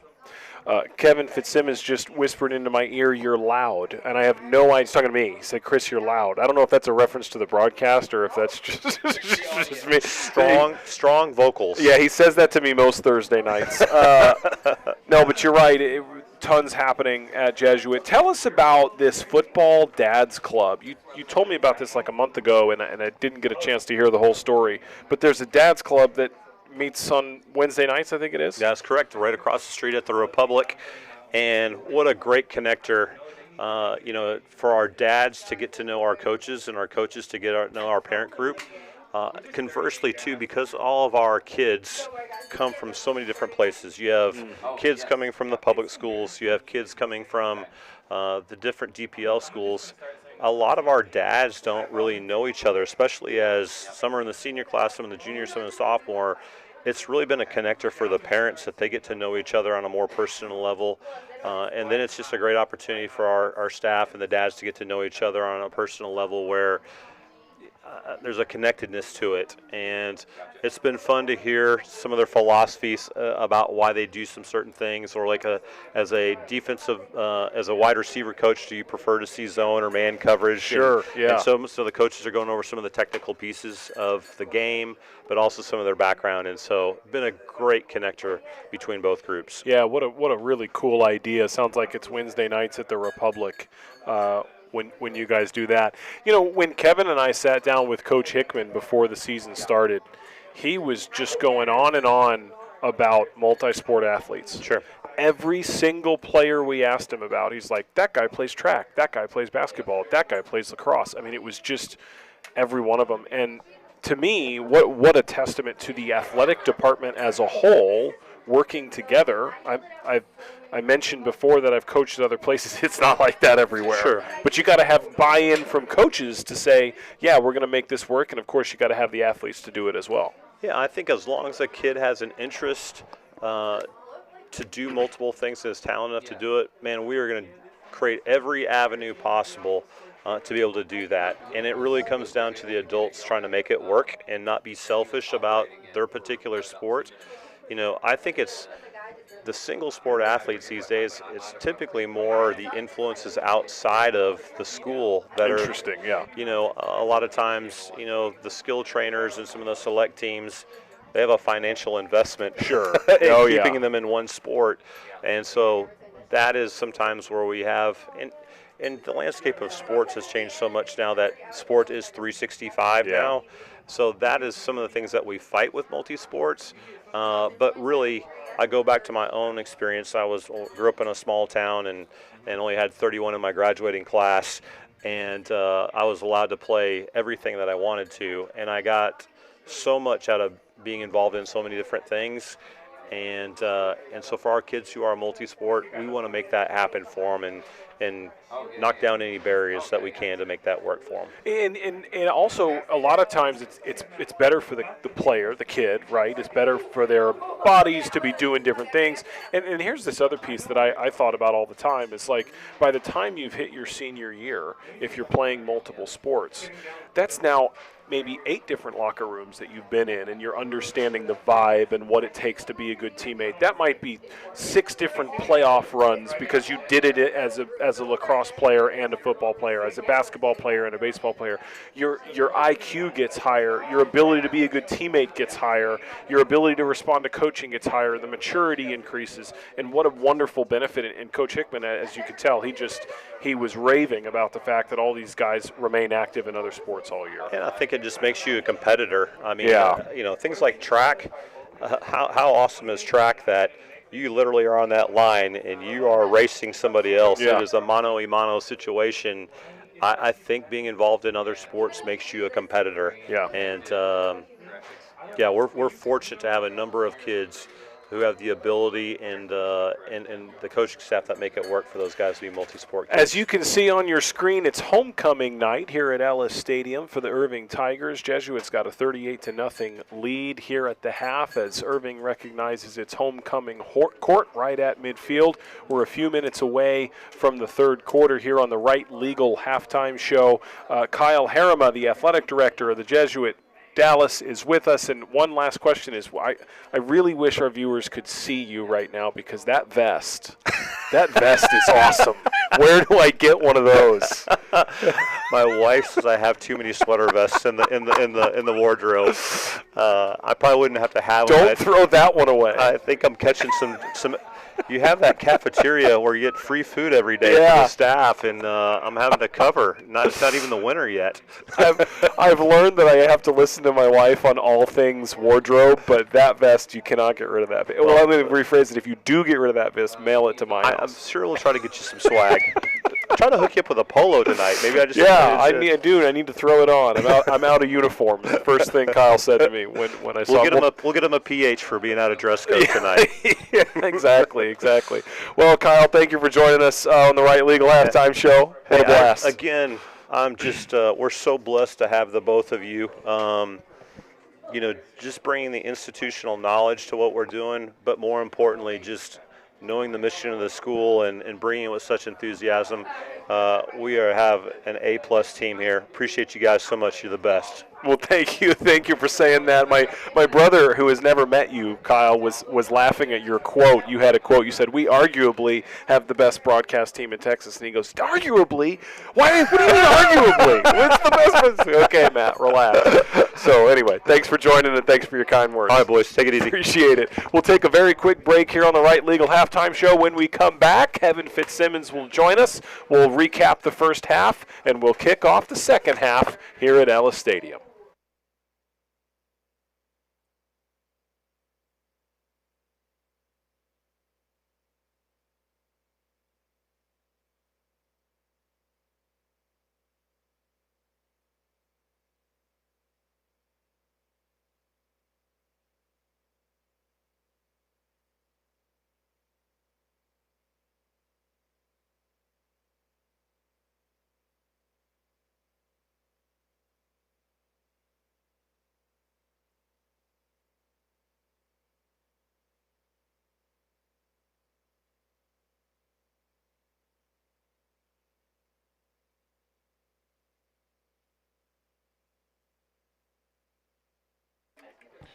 Jesuits got a 38-0 lead here at the half at Ellis Stadium. We want to say thank you to our halftime partner, Right Legal. Life situations sometimes seems daunting, and you don't know where to start. But start with Right Legal, as they are experts on estate, probate, business, and tax issues. Right Legal, our halftime partner, and our title sponsor for these broadcasts, Veritex Bank. Proud to be the official bank of the Jesuit Dallas Rangers.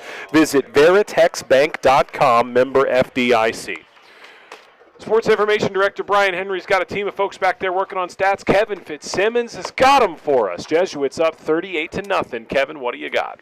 Contrary to popular belief, Chris, no Chris Martinez does not mean no statistics at the halftime.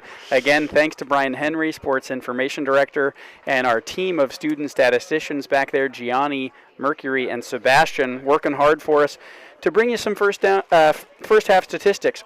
Score 38-0 in favor of the Rangers.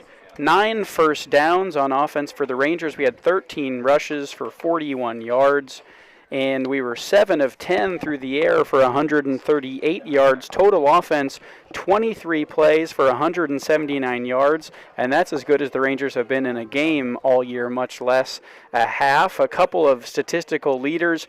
We mentioned him early. Max Smith has 25 yards on 5 attempts, 2 touchdowns, including that 13-yard touchdown late in the first quarter. Beck Berry has a few rushes, a long of 52, as well as 4 of 6 passing for 80 yards and 1 touchdown. He had the long 54-yard touchdown to Cade Kirby on that drive. And J.P. Livingston, as we mentioned, comes in, gets his first touchdown of the year. He was 3 of 4 in the second quarter for 58 yards.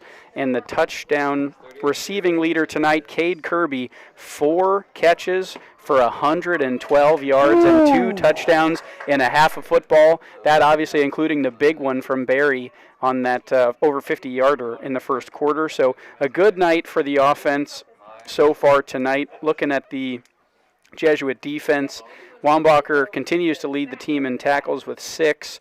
Weissmuller has 4, Phillips 3, Tanner Krug 3 with a sack, a big tackle for loss there as well. So a good night statistically for the Rangers. And we made it without you, Chris Martinez. Yeah, 28 yards per catch for Cade Kirby is pretty impressive. 4 catches, 112 yards. It's homecoming night here at Ellis Stadium for Irving, despite the Rangers having a 38-0 lead at halftime. I believe that one of the Irving players was just named homecoming king, so that's great news. We'll have to figure out which player that was and recognize him on the broadcast as well. Our third quarter will be getting underway here in just a few moments as we thank you, of course, for joining us. Kevin, a good opportunity here to talk a little bit about this broadcast, why we're here, and how this all got started. It was 1998. Local attorney named Tom Walsh decided that he was going to broadcast Jesuit football games. He went to athletic director Steve Cook and said, I got an idea, and I'll pay for it. Let me broadcast these games on KAAM. They needed a coach to do it with him, and they landed on the great Jack Fitzsimmons. Yeah, I think we've had a chance to tell this story a couple of times. I'm not sure who all has heard it or how many people were on the air when we did, so it's my understanding that the first game of that season, Tom Walsh did the game with a local friend of his, another attorney, I think, and for the first home game, a Jesuit staff member was able to participate. It's my understanding that they were going to try and rotate to have a number of different staff members that season be on the air with Tom. And about 1 quarter into the football game, Tom and my dad looked at each other and said, I think this works. I think we've got something going here. And next thing you know, they were doing it together every Friday in the fall for 25 years. Really something that I think was just unexpected for both of them for this program, but something that became a legacy and that has helped hundreds, thousands of people maybe listen over the years to Jesuit football from near and far. No doubt. Tom Walsh, Jack Fitzsimmons, and Chris Martinez anchored this broadcast for a quarter century and watched it grow from radio on KAAM. I think it changed. It went to 95.3 The Range for a while. Then all of a sudden the internet develops. It started to get on the internet. Brian Montgomery shows up, takes it to a video format. Now all of a sudden here we are today. We've got a score bug. We've got replays as we approach year 30 for this broadcast. You, of course, filling the chair that your dad filled for 25 years. What a cool opportunity for you to do that. Yeah, so special, and grateful for you, Chris, for involving me in this as this got going this year. Tom Walsh continued to carry the torch for a couple of years after Dad retired from the broadcast, and now it's been a little bit up in the air what this is going to look like, right? And so you get reached out to here by James Kramer and Kyle Harima, and it's been so fun for us this season to take this on as we kick off the second half here between Jesuit and the Irving Tigers. We're looking forward to this being an important part of our Friday nights for at least this season, and then who knows. Yeah, no doubt about it, and hopefully this Jesuit defense can hang on to this lead. They've got quite a cushion trying to build into their first win of the season to go 1-0 in district. We're underway in the third quarter here at Ellis Stadium in Frisco. Our third quarter partner is Complete Land Sculpture. Complete Land Sculpture creating beautiful outdoor spaces for more than 40 years, from initial design, construction of pools and structures, planning, installation, and year-round maintenance. Complete Land Sculpture is proud to keep North Texas looking its best. 214-949-4689. 214-949-4689 for Complete Land Sculpture, our third quarter partner. Irving receives the ball to begin the third quarter. They're trailing 38-0. The Irving offense has only been on Jesuit's side of midfield once tonight, and on their first play from scrimmage, we've got some yellow laundry, and they'll be headed back 5 yards. Yeah, Garcia not happy that time, didn't know what happened, but it looks like they're going to back this up for another false start. I believe that's the third of the game for the Tigers. Long halftime, so maybe these players might take him a couple of minutes to get loose again here as the third quarter gets underway, Chris. Athletic Director Kyle Harima mentioned at halftime, not only, when you see a score of 38-0, you think, wow, the offense came to life. And they did. That's definitely true. But a great night so far for the defense. Obviously, they've put up a goose egg. They have an interception. They have only allowed Irving across midfield once tonight. And a great night for special teams. You had a phenomenal return to begin the game. You had a scoop and score on a block punt. Really, all three phases, Jesuit seems to be clicking on all cylinders tonight. And that's what it takes to win a game like this and to dominate a game so far in the Rangers, in the way that the Rangers have, right? You're on all sides of the ball, able to take advantage of your strengths. And I think it'll continue here. We'll see if the Rangers, how long the first team lasts on the field with this kind of a lead, and hopefully get to see some names that we haven't seen so much this season late in the game here. Yeah, they'll run the ball up the middle on second and long. It'll create a third and long situation. Earlier you saw a close-up of Captain Tanner Krug. He's had a great night tonight. You see him involved here as well. And on third down and 10 for Irving coming up, it's been a great night here for the Jesuit defense. It's Gabriel James in, senior linebacker, on the tackle that time. He had a pick six taken away by an unfortunate penalty in the first half. He looks like he's hungry out there for more, wants something else coming. In the shotgun, Garcia looks to his left. That's going to be complete, but a quick tackle from Andres Van. Boy, he got to him quick. Evans caught the ball and had no room to move. Van was right there. Yeah, and Evans a little bit slow to get up that time. Just took a pop from Andres Van. He read the route great, as you see here. As soon as he's going to catch it and come down with it, Van's there on the big tackle. And that's a great stop there for the Rangers. 3 and out thanks to the penalty on this first drive, as it looks like the Tigers will get back to punt. Yeah, it looks like Irving's going to punt this one away. It's Jose Garcia. He's also a quarterback. He's going to try to get this one off. It's been blocked once tonight. Corson Lindley deep for the return for Jesuit, as we are in the early stages of the third quarter. There's the snap. He will get the punt away. Lindley underneath it. And though he'll return it for a few yards, he's quickly met by a tackler, and Jesuit's offense will take over right at midfield. Yeah, I think it was number 2 that time, Lamonte Walker for the Irving defense in coverage. I'm not sure that Lindley doesn't get a few more yards if he doesn't make the tackle. So Irving fortunate that time. Lindley not too dangerous on the return, as we know he can be. And the Rangers will start this offensive drive from right at midfield, Chris. Beck Berry will be back in at quarterback. He's had a nice night tonight. Standing to his left is Max Smith. He's had a phenomenal night tonight. He's reached pay dirt twice. And on 1st and 10 from midfield, he'll hand the ball to Max Smith. And Smith is going to, oh boy, I think he dropped it. But it looks like Jesuit's got it back. Yeah, Smith dropped it, had it stripped out of his hand. But for Jesuit, Caden Profit was in there behind him to fall on it. He was fortunate to be in the right position. Caden Profit, inside wide receiver that time. You know, we talked about this in the first half, Chris, with number 25, Max Smith, in there at running back. He's listed on the depth chart as a wide receiver. You'll see the ball pop out there. The camera doesn't quite have it, and Jesuit fortunate to recover the fumble. Yeah, they'll hand the ball off again, and this time they'll pick up a first down and then some. It was impressive there for Profit to find his way back into the play and trail the runner to get that fumble back on first down. And then on 2nd down, the handoff went to Judson Harris, and Harris picked up nearly 20 yards. Judson Harris, just 5'10", 170 pounds, junior, Chris. He looked shifty that time in through the hole and had a great gain. It says 3rd down over there on the yardage marker, but I think it's the first down, well earned for the Jesuit Rangers. Yeah, at the 33-yard line, it's going to be 1st and 10. Harris remains in the game and stands just behind and to the left of Beck Berry. Berry snaps it, hands the ball off to Harris. This time he'll pop out to the right. He's going to pick up another 8 or 9 yards. 2 consecutive productive runs for Judson Harris. Yeah, and what you like to see from Harris out there, Chris, is he's real patient going through the hole. That time, as we watch the replay here, he'll get into the hole to the right-hand side. It's a good block by Lucas Mayer, and then he just follows the blockers. That's number 78 out there for the Rangers, Tony Kohler, offensive lineman. That's exactly how they teach you to run when you're a running back. Just follow the behinds of your blockers, and that'll get you some yards. 2nd down, 1 to go. Harris still in the backfield.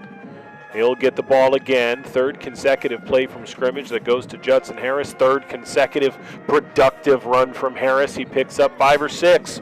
Good for a Jesuit Ranger first down. And another time out there where we get these big offensive linemen pushing the pile. Judson Harris had about 1 or 2 yards on his own. And then number 72, Luke Cutler, and number 78, Tony Kohler, pushed the pile for 6 more yards. It's first down Rangers. Jesuit happy to see the clock continuing to run with a 38-0 lead on a school night. School tomorrow. That's so right, Chris. We'll see. He's got Harris to his right, Mayer to his left. This handoff goes to Mayer. Mayer up the middle. Berry ran a little fake around to the left, but Mayer picks up a few yards of his own. As you mentioned, clock continuing to run down here in this 3rd quarter, Chris. It's been mostly run, if not all run so far by the Ranger offense. And we'll continue to see how long Coach leaves the first team out there. Would love to see some young guys get in, and it's now about the time that you start to think about injury prevention, right? We got Shane Parker and Harlan Buechler, 2 dynamic offensive talents, are sidelined over there for the Rangers. We hope to have them back in the coming weeks early here in district play, but want to make sure that the rest of the team can stay healthy as the season continues on. They were just the first game of district. Yeah, handoff there to Harris. That time it was sniffed out. The Irving defense saw it coming, and that was Caden James that really made a spectacular play on defense for Irving as Harris is brought down pretty quickly behind the line. Yeah, let's see what the Rangers choose to do here, Chris, on 3rd and medium, about 3rd and 8. They had a good first half in terms of 3rd down efficiency. I want to say the numbers, they were 3 of 5 on 3rd down conversions in the first half. So let's see here. Looks like a pretty big lineup there, almost a goal line formation.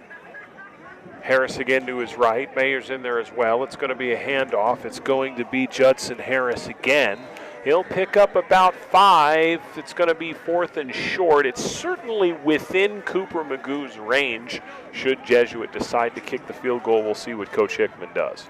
Yeah, it looks like Magoo was ready to run on, stays on the sideline as you see the replay here. Harris makes it through the hole, pushes the pile, but not all the way for the first down. Rangers going for it here. Going for it, 4th down, 2 or 3 to go. Tried to draw Irving off sides. It didn't work, so now we'll have a play put in. It looks like Coach Hickman, Coach Radican. I see Coach Gavin down there, Coach Livingston. You got a few folks down there. One of them put in a play. Everybody else deked everyone. It's going to be a handoff. It's going to be Harris. He's going to have a lead block, and he's going to get the first down. Harris followed the block. A big block there for Jesuit. I believe it was Barnaby Cox who created the hole, and Harris took advantage. A little bit of a gutsy call there as they go for it on 4th down. You'll see here it's just another inside handoff. There's Barnaby Cox. Judson Harris makes one man almost miss. I think if not for number 2, Lamonte Walker, he's in the end zone. Now it's 1st down and very short for the Rangers who are inside the 5-yard line. Yeah, 1st down, goal to go from the 3-yard line. Harris off to the right of Beck Brady. Mayer will motion a little bit. Hand the ball off. It's going to be to Harris. He's going to pop off to the left. He deserves it. He earned just about every yard of that drive. Touchdown, Judson Harris. Touchdown, Jesuit. The Rangers add to their lead. Again, Chris, we say Judson Harris's name. He was great that entire drive. We'll try to get you some statistics. But before this game, Judson Harris had played in 2 games for the Rangers, had 3 attempts for a net yardage of -3.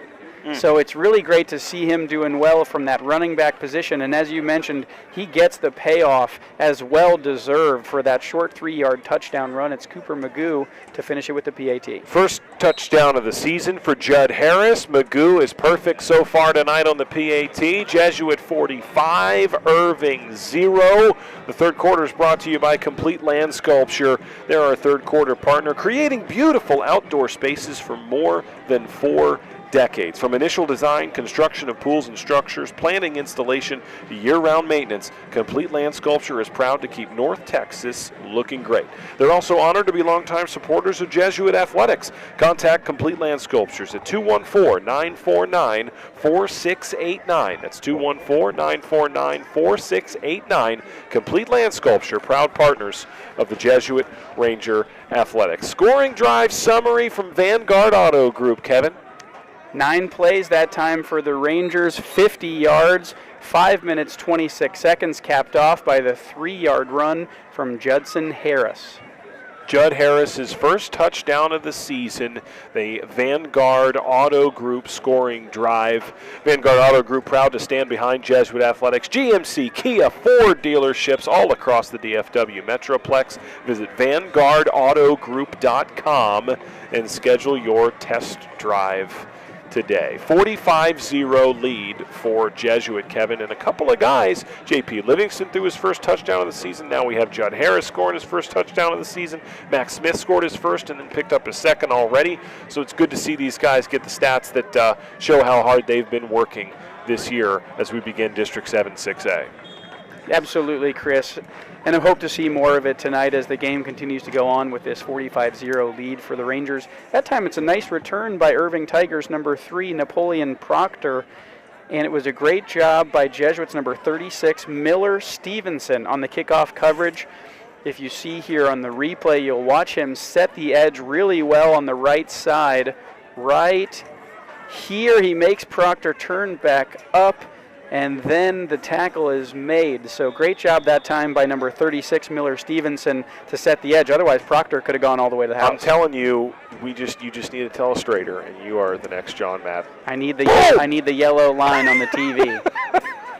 1st and 10, Irving from its own 30-yard line. They'll spin it off to the right. Oh, he's going to nearly pick up a first down, pick up about 7 or 8 yards as this Irving Tiger offense is doing everything it can to get the goose egg off the board in this 45-0 game. Yeah, a little bit of trickery on the short run that time. A handoff looked like it was going left. They reversed it back around to number 0, Jason Evans.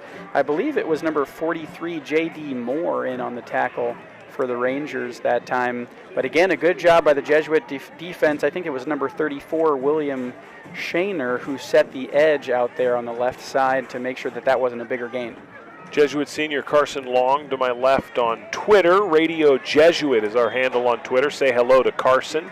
We'd love to say hello to you on the air. Irving's going to pick up 2 or 3 yards on the carry to pick up the first down. But, you You mentioned this Irving offense being a run-heavy offense, and Coach Hickman saying that one of the keys to this game was to stop that Irving run, and Jesuits defense done a pretty good job of it so far tonight. Manny Uzor that time for his first tackle of the game that we've seen. He's playing in that interior line position. Good to see him there. And this time it's number 87, Dean Gafford, who makes some penetration early in the run for the Rangers, and a few more of his buddies are there to gang tackle the runner. That time I think it was number 12, Fred Green. Jesuit returns home to Ranger Stadium next Friday night for the home district opener, taking on J.J. Pierce. Pierce was struggling tonight. They were down 27-0 against Lake Highlands at halftime of that game out in Richardson. So Pierce coming to Ranger Stadium next week for a home game for Jesuit. As a 2nd down and 6, Irving will run the ball up the middle, and it will create about a 3rd and 3. Then we'll have Lake Highlands visit Ranger Stadium on October 10th. So those two teams playing right now. And Lake Highlands coming to town October 10th. And then we'll be right back here in Irving to take on MacArthur on Thursday night, October 16th, which, by the way, I think is our next broadcast together. Then it's Jesuit homecoming on the 24th, taking on Richardson. And the season closes out with 2 road games at Berkner and at Irving Nimitz at the end of October and early November. We're going to have a flag on this play. Wait and see what the white hat gives us. Looks like it's another false start that time for the Irving Tigers. You mentioned Lake Highlands and Pierce, Chris. I think last score we saw for that one was 27-0. We'll see if we can get an update on that score. But Lake Highlands taking it to Pierce so far early, just like Jesuit is to the Rangers. While we have a break here for the penalty, I want to say hello to 2 good friends, Thomas Karam and Natalie Gallatin, that are listening from out in Arkansas. Love Thomas, that. cousin to the Dallas Karams, but resides in Baton Rouge, Louisiana. Thanks for listening all the way from Arkansas. They're on their way to the big Notre Dame-Arkansas game this weekend, Chris. Ooh, yeah, that is a big game on Saturday. Irving with a big offensive play, as this is going to be quarterback Elijah Garcia finding Kamari Dove. Dove found himself wide open in the end zone early in the game, though the play ended up getting called back for an ineligible receiver downfield. Dove found himself open again this time. Unfortunately, he's hobbling, tried to hobble off the field, and he's going to need to be helped a little bit, so we'll have a timeout with under a minute to play here in the 3rd quarter, and Irving's offense trying to make its way towards the end zone for their first points of the evening. Yeah, I think it was a little play action that time. As we've mentioned many times, Irving, a steady run offense, and so when you do that play action, catch the Jesuit defense sleeping a little bit, Dove goes up and grabs the ball for a 1st down. Looks like the ball will be inside the Jesuit 40.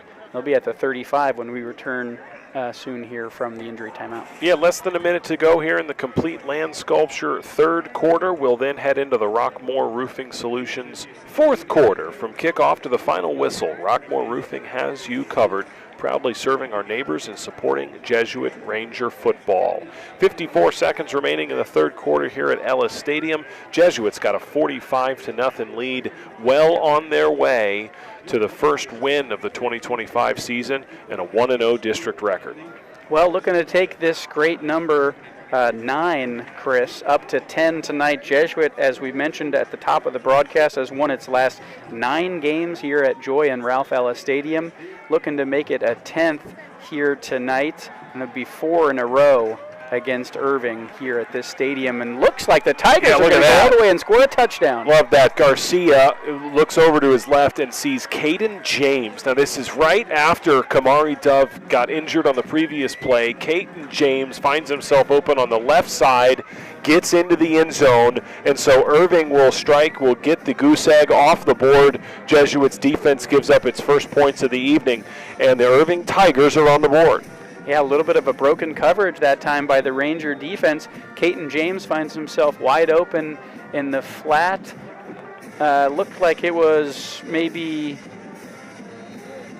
47 Henry King for the Rangers, who couldn't get there on the tackle, and he'll go all the way into the end zone. Looks like the PAT is good, and the Tigers are on the board. Garcia the hold, Portillo the kick. It is good. Irving's got 7 points. 45-7 now is Jesuits' lead right at the end of the 3rd quarter, as it looks like we're going to have our Vanguard Auto Group scoring drive summary from Brian Henry. Kevin, what you got? 6 plays, 70 yards, and 317 that time for the Irving Tigers, their first touchdown of the night. And that Vanguard scoring summary is brought to you by Vanguard Auto Group, proud to stand behind Jesuit Athletics. With GMC, Kia, and Ford dealerships in the DFW Metroplex and surrounding areas, we're here to be your hometown dealer. Visit VanguardAutoGroup.com and schedule your test drive today. Go Rangers. Well, it's not going to be a shutout tonight, Chris. No, 45-7 your score, but still I think an impressive night for Jesuits defense so far through 3 quarters. I tell you, it would be really, really difficult to try to pick a player of the game for Jesuit. We're not quite there yet after 3 quarters, but Max Smith, a couple of touchdowns. Judd Harris, his first touchdown of the year. J.P. Livingston throws his first touchdown of the year. Of course, Beck Berry has had a great night at quarterback. Corson Lindley with a key return to begin the game. A lot of guys having really their best night of the season so far here in Irving. Which is great to see again as we build the confidence here early on in the district schedule for the Rangers. As Irving looks to kick off here, it's going to be number 4, Cade Kirby, and number 24, Jack Beret, back deep for the Rangers. Let's see which of these dynamic weapons the Tigers choose to kick it to. Portillo will kick. He just made the PAT to send this score to 45-7. He'll pooch it a little bit, probably to keep it away from Jesuits' great defenders. It's a bit of an onside kick, and the ball bounced quite a bit, but it looks like Jesuit has it. We'll have to see who comes up from the bottom of that pile to see who fell on it. The ball certainly was bouncing off that turf, but it looked like for the Rangers, Gabriel James fell on it. He had a key pick earlier in the night. Let's take a look at this replay, how he got this one. Yeah, for the Tigers, nothing to lose, down 45-7. Sure. Jesuits back in their normal kick-receive formation, and so they just onside kicked it. Jesuit fortunate to come up with a little bit of a scramble that time. The first line couldn't grab it, but I think, as you mentioned, Gabriel James, the one who falls on it ultimately for the Rangers. 1st and 10 Jesuit from its own 48-yard line. It looks like that's Judd Harris in the backfield again. No, actually, this ball's going to be ripped right through by Ty DeBow. His first handoff of the evening, and Ty DeBow takes it 52 yards. No doubt about it. Welcome to the ball game, Ty DeBow. He's on the board quick. Well, now this running back room is getting full, Chris, with Max Smith, Judson Harris, and Ty DeBow getting in on the action as you see him break through here almost untouched from 60 yards out, and then just too much speed all the way home to the touchdown. He is on his first run of the night in the end zone for one of the longest plays of the season, one of the longest plays of the night so far for the Rangers. Great stuff for Ty DeBow. Can't wait for this scoring drive summary from Kevin. Sterling Kipnis is going to be the kicker for Jesuit. He sends it through the uprights. He gets a congratulations from his entire offensive line. That's fantastic. 5'8" junior Sterling Kipnis with the PAT. It's good. It's 52-7. Let's make sure you say the other part of that, Chris. It's 5'8", 115 pounds. Sterling Kipnis out there. He was as excited as anybody all night to get his points on the board, and the rest of the Rangers were too. As we look at the distance on that play, one play, 52 yards, 10 seconds for the Ty DeBow score.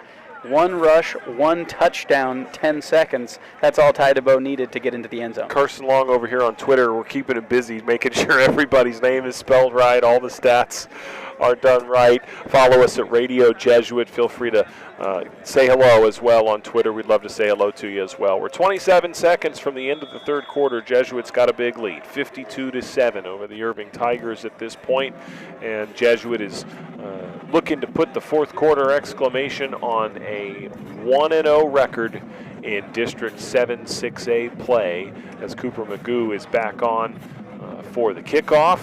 He'll send it away and try to send it into the end zone for a touchback. And looks like he does. Irving Tigers not going to receive that one.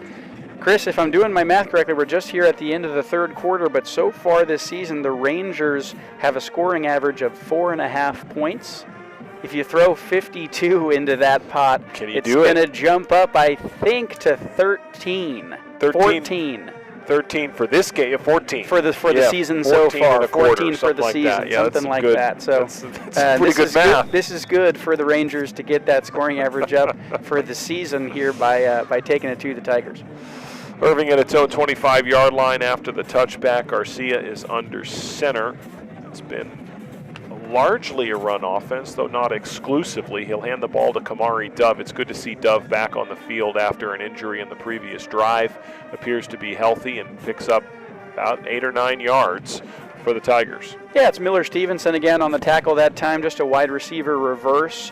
Kamari Dove coming from that right side of the field as we see here, and then looks to turn up the field. Maybe got away with a hold there, did the Tigers. But it's Miller Stevenson who makes the tackle with a couple of other Rangers getting involved. That's a good gain on first down for the Tigers as we go into the end of the third quarter. Yeah, the complete land sculpture third quarter comes to a close. Jesuit with a 52-7 lead here at Ellis Stadium in Irving. Our title sponsor tonight is Veritex Bank, proud to be the official bank of the Jesuit Rangers, sharing a strong commitment to serving the community and making a difference in the lives of others. Visit veritexbank.com. Member FDIC. We head to the fourth quarter, and your partner for the fourth quarter, Rockmore Roofing Solutions. From kickoff to the final whistle, Rockmore Roofing has you covered. Proudly serving our neighbors and supporting Jesuit Rangers football, Rockmore Roofing is your fourth quarter partner here on the Jesuit Ranger Sports Network. Kevin, we mentioned it earlier, we'll be back on the air next week, Friday night. It'll be a home game at Ranger Stadium as Jesuit will take on the Mustangs of J.J. Pierce. And then another home game a week later, taking on Lake Highlands on October 10th. So 2 consecutive home games coming up for the Rangers over the next few weeks. But we're going to get through this one tonight. And this Irving offense, another impressive pass from Garcia. The Rangers having trouble chasing him down. That's a pass from Garcia to Fred Green, and he'll pick up 30 or 40 yards on the play. Big gain there on second down. Not sure if the Rangers were ready for that as soon as the fourth quarter is getting started. The Tigers now going from left to right on your screen. It's Fred Green who escapes out of the backfield away from linebacker coverage, gets all the way down to the 12 that time for Irving. Yeah, Fred Green, quite an athlete. He's a linebacker on the defensive side of the ball. He plays both wide receiver and running back. We're going to see this Irving offensive line try to force its way into the end zone, and they've done it. Looked like a QB sneak. Garcia kept it. His offensive line carried him in, and the Tigers are back on the board here at the beginning of the fourth quarter. If there's been something consistent we've seen all night, Chris, it's after a big play, they get up to the line of scrimmage quick, and then they do this little QB sneak. That's number 10, Elijah Garcia, who takes that QB sneak 12 yards into the end zone. Again, you don't see that all the time. Another touchdown for the Tigers. Portillo's PAT a little bit low and no good. It looked like it got tipped by someone on that Jesuit Ranger defense, and it'll keep Irving at 13 points. Their second touchdown of the night here in the first minute of the fourth quarter. Jesuits lead 52-13. And that Jesuit defense will want to look at what happened there as Fred Green escaped for the big 60-plus yard gain on second down here to start the fourth quarter.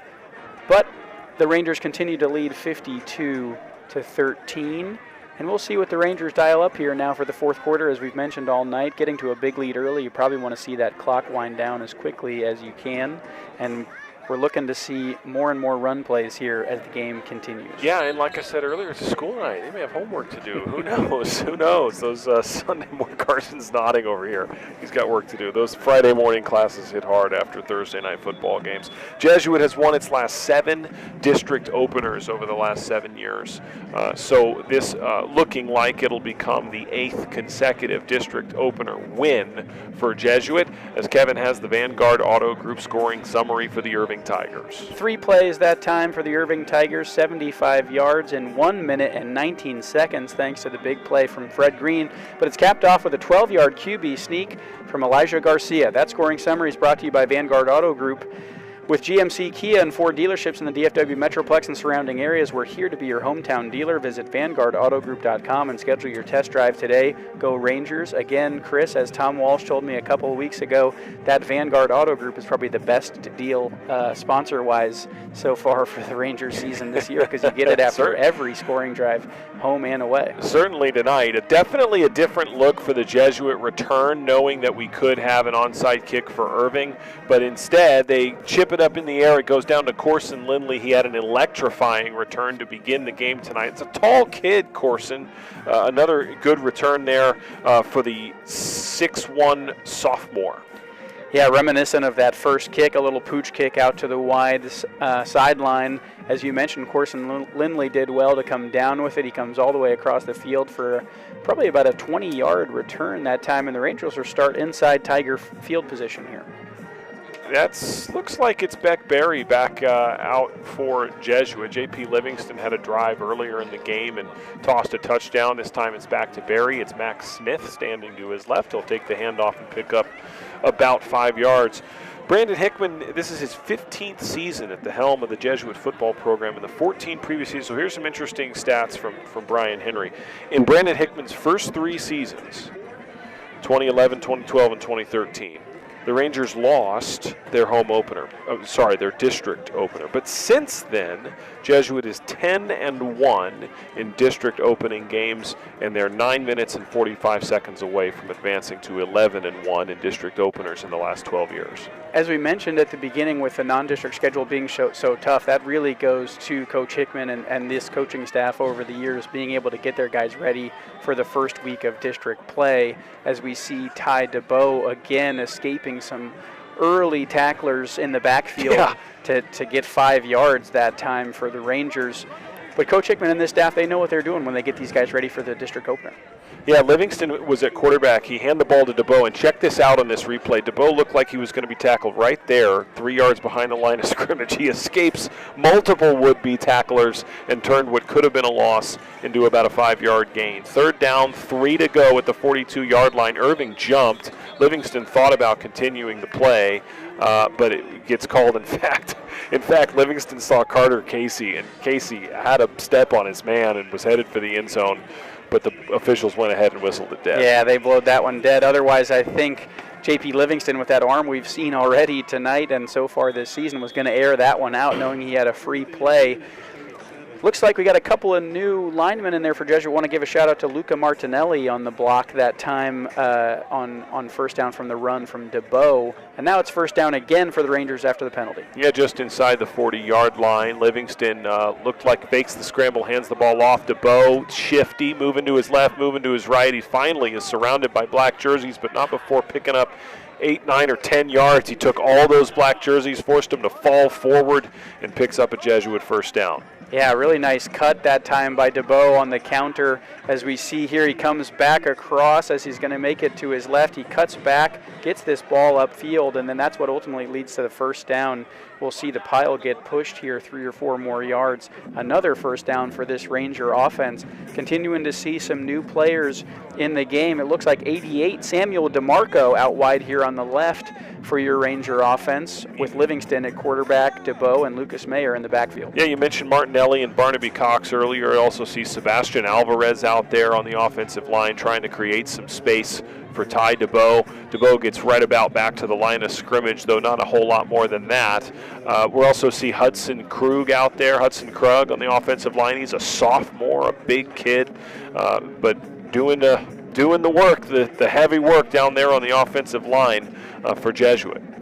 Clock continues to tick here for this Ranger offense, and they're patiently waiting the call to come in from the coaches from the far sideline. 7:20 now left in this fourth quarter. Your Rangers have a 52-13 lead over the Irving Tigers.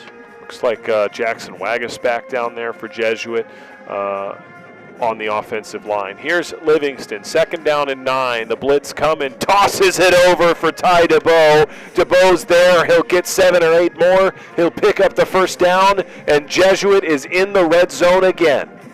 cool under pressure that time is J.P. Livingston, your sophomore quarterback. Let's see the replay here. He drops back. They let the line through. He just takes a couple of more backpedal steps, lofts it up. DeBow is right where he needs to be with wide open room to run. A good gain that time and well done by Livingston to avoid the incoming pressure from the Irving Tigers. We'll take a break here as there's an Irving Tiger player down on the far side of the field.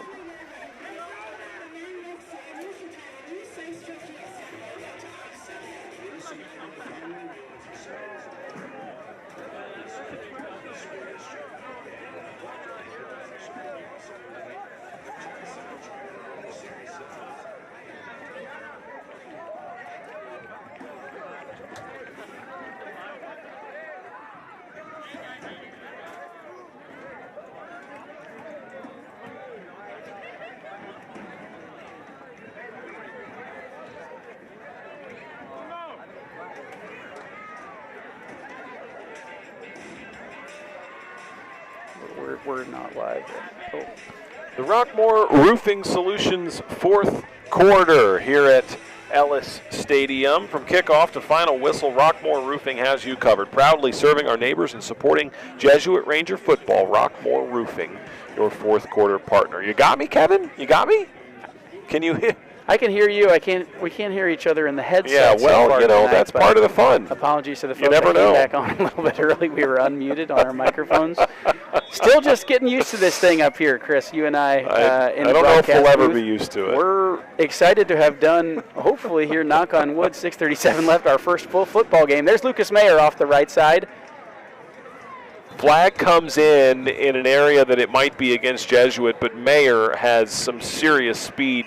The kid can get 0 to 60 quickly, and he did exactly that, though we're going to have a flag and should have communication from the White Hat momentarily as this thing may be coming back.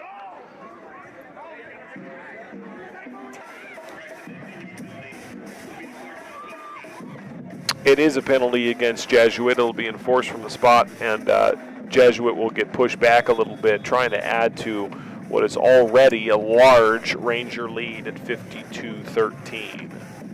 Yeah, unfortunate that time. It was a great run by Lucas Mayer out to the right, Chris, but the penalty is going to bring him back now. It's first and over 15. Livingston back with two backs in the backfield, and here comes Ty DeBow out in motion. Livingston in the gun. He'll take it himself. It's a designed run. He got hit pretty hard, but he gained about 3 or 4 yards. It's been a good night for Jesuit's co-offensive coordinators John Livingston and Patrick Radican. I would say it's also been a good night for the defensive coordinator Don Woods and for the full Jesuit Ranger coaching staff. A number of players scoring their first touchdowns of the season. A number of players hitting career highs tonight. And Jesuit is off to an excellent start in District 7 6A. Yeah, Chris, it's been really great fun to see this Ranger offense come alive, as we've already mentioned. Good for these players to gain some confidence early in the district part of the season as Ty DeBow goes out around to the left side again, and he's going to keep going. Look at him fight through I keep taking your job. I'm sorry, Chris. It looks like there's a penalty flag here on the left. DeBow makes it in the end zone, but not much celebration yet from the Rangers. Every time you take my job, we score. So maybe we just need to switch jobs. Maybe it'll help the Jesuit offense. We got another holding penalty here against Jesuit, so this one's coming back as well, just as the last one did. We mentioned it earlier. We'll be back on the air next week, Friday night. Rangers taking on J.J. Pierce. I say we. I think, is that a Tom? It's a B.J. Antes game, isn't it? And Chris Martinez it's a on that one. B.J. Antes, Chris Martinez game. That's fantastic next week against J.J. Pierce. Tom Walsh will be back with you as the Rangers take on Lake Highlands on October 10th. And Kevin and I will be back with you in 3 weeks from tonight at this exact... Are we in the same spot in 3 weeks as we take on Irving MacArthur? Yeah, I think with our rotating broadcast, Chris, I will do as many games here at Joy and Ralph Ellis Stadium as I will at Ranger Stadium in Dallas. Looking forward to joining Tom and Babe Laufenberg for the October 10th game against Lake Highlands. And there's DeBow again, making tacklers miss. Unfortunate that time because he did a great job to get into the end zone on the last play with the penalty, but Now it'll be 3rd and long for this Ranger offense as the clock continues to wind under 5 minutes now. Yeah, Coach Livingston, Coach Raddick, and Coach Hickman rotating a lot of guys in. You mentioned a few different guys getting their first touchdowns of the season. We saw one earlier from Judd Harris. Max Smith had a great first half tonight. Seeing another offensive lineman, Jackson Wagas, back in the game now for Jesuit. So we're seeing a good kind of division of labor, keeping guys healthy, giving guys a chance to contribute to a district win tonight here in Irving. Yeah, it looks like as a timeout comes here called by Jesuit for the 3rd and long. They're going to want to get this play into these guys and make sure we know what we're doing on this one. As you mentioned, a number of different players in there that we haven't had a chance to see. Looks like, is that 17 Cooper Magoo out there? No, I think we have a double number situation going on. But it'll be exciting to continue to see these young players get minutes on the field for the Rangers. Yeah, folks can see in the huddle the 17 you're talking about. Cooper's a tall kid, and that's a different 17 there. Could be possibly a JV player here in the huddle there for Jesuit. You mentioned a couple of injured players for Jesuit on the sidelines, hoping to have them back as we continue into District 7, 6A. You know, as we come up on 3rd and long here, Kevin, we briefly mentioned the bye week being Community Days week for seniors at Jesuit, a staple of the Jesuit experience. Livingston on a draw play, a designed quarterback run, and he'll gain himself about 8 to 10 yards. What an awesome experience that even you and I decades later still remember. Yeah, absolutely, Chris. And we had a moment to get in touch with Carson Long here, our senior spotter, who's with us about how exciting Community Days was. He mentioned just about the great opportunity to chat with your Jesuit brothers, your senior brothers, who you've been going to school with for 3 years. This is the 4th year together now, and still maybe talking to some students, some guys that you haven't had a chance to chat with so far yet in your Jesuit journey. And that's really the special moment of Community Days. It's just the seniors out there together, all experiencing the retreat for the first time. An important moment for the class to really bond at the beginning of this year.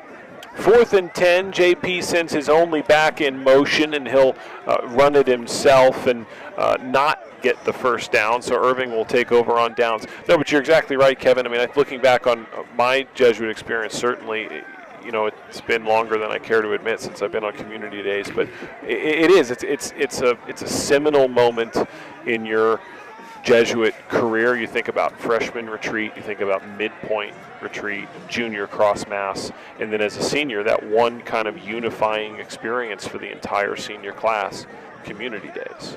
Yeah, it's a special opportunity for all of us, and like you said, Chris, many great memories from those times. For the few folks that are maybe still listening out there tonight, one fun story that I remember from our Community Days, and having my dad's inside perspective as a staff member at Jesuit back then. Jordan Spieth, class of 2011 with me out at Community Days, and even then was quite the golfer, had played in the Byron Nelson early in his time at Jesuit as a sophomore, as a young player, and Jordan asked if he could bring his golf clubs to Community Days, was told that he could not bring the entire set, but he really desired to have some sort of contact with the club, so they did allow him to bring a wedge. And I remember during the free time walking around and seeing Jordan holding his wedge and swinging here and there, just getting the grip, getting the feel, since he couldn't practice for the couple of days that we were at Community Days. And that just shows you how intense he was about it then, and obviously it's worked out well for him since then. I remember 6 months later at graduation, I think, would he miss graduation because he was at the Byron? He did. He missed our graduation that weekend. He was playing in the Byron Nelson instead. A good enough excuse. Yeah, good excuse. He missed your speech, too. Kevin, a Bishop Lynch Award winner for here at Jesuit, and gave a great speech, if I remember correctly. You can only say that if you know that I'm going to come back and say that Chris Ackles, 2009 Bishop Lynch Award winner and speaker at graduation. While we're here, even though he's not listening, let's say 2007 Matthew Ackles, Chris's older brother, the Bishop Lynch Award winner and speaker at graduation. Here we are decades later, and they're still sticking microphones in our nobody faces. remembers my speech. I can guarantee you that. I don't even remember it that well personally. Yeah. The Tigers continue to drive here. That's Fred Green for the first down and more. this Ranger defense, some young talent trying to get some experience at the varsity level. Tigers are looking to put some more points on the board. As Yeah, Green's an athlete and a tough kid. I mean, he fights through a lot of tackles. Dean Gafford in on the tackle there for Jesuit. We also saw, I believe, Duncan Blankenship involved in a tackle earlier. Chase Brown involved in a tackle earlier. So some of these guys who work really, really hard week in and week out, but may not necessarily be in the starting 11, getting a chance to contribute to a district win tonight. A really cool moment for these Jesuit sophomores, juniors, and seniors. Yeah, absolutely. Saw number 44, senior Major McMullen out there, 6'4", 170.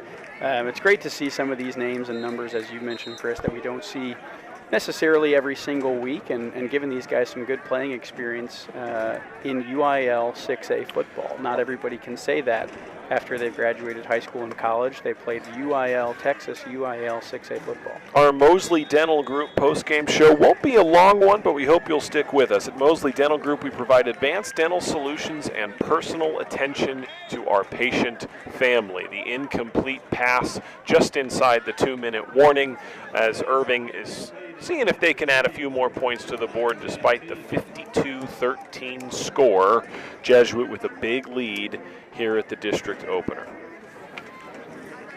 Our next broadcast will be next Friday night as the Rangers take on J.J. Pierce. We hope you'll join us in person at Ranger Stadium next Friday, and if not, join us right here on YouTube on the Jesuit Ranger Sports Network. A week later, the Rangers are home again, taking on Lake Highlands on October 10th, and then in 3 weeks, we'll be right back here at Ellis Stadium as the Rangers take on MacArthur. District 7 6A play is underway. Tigers looking to throw and find that looked like Fred Green again. The throw was a little bit overthrown by Garcia. Eli Long on the coverage for Jesuit along with J.D. Moore. That looked like the same exact play, Chris. That little play action had Garcia rolling out to the right, looking for Fred Green in the flat to make the play. As you mentioned, that's number 41, junior Eli Long, the linebacker who was in great coverage right in front of Green, forced Garcia to throw the ball over him, and that meant over Green as well. Incomplete pass. Given the score, a running clock situation inching us closer to the Mosley Dental Group post-game show. It'll be a quick one in just a moment. We'll bring you some stats from the game, some final thoughts before we prepare for J.J. Pierce next week. Garcia under center for the Tigers on 3rd down and 10. He'll be throwing the ball again. Rolls to his right, facing some pressure from Jesuit, throws it out of bounds. It looks like the pressure for Jesuit came from Dean Gafford, who's made his presence known here in the 4th quarter. Got some help from Manny Uzor as the Jesuit defense battens down the hatches. Yeah, and for those of you that are watching there, the line judge here on the close side of the field, an amazing rugby-style toss for about 40 yards, it looked like, from the sideline all the way out to the middle of the field. And that'll be the last play of this one, Chris. Jesuit's going to get their first victory of the season. The final seconds tick away here at Joy and Ralph Ellis Stadium, and your final score, Jesuit 52, Irving 13. We'll take a 30-second break, and we'll be right back for the Mosley Dental Group postgame show here on the Jesuit Ranger Radio Network.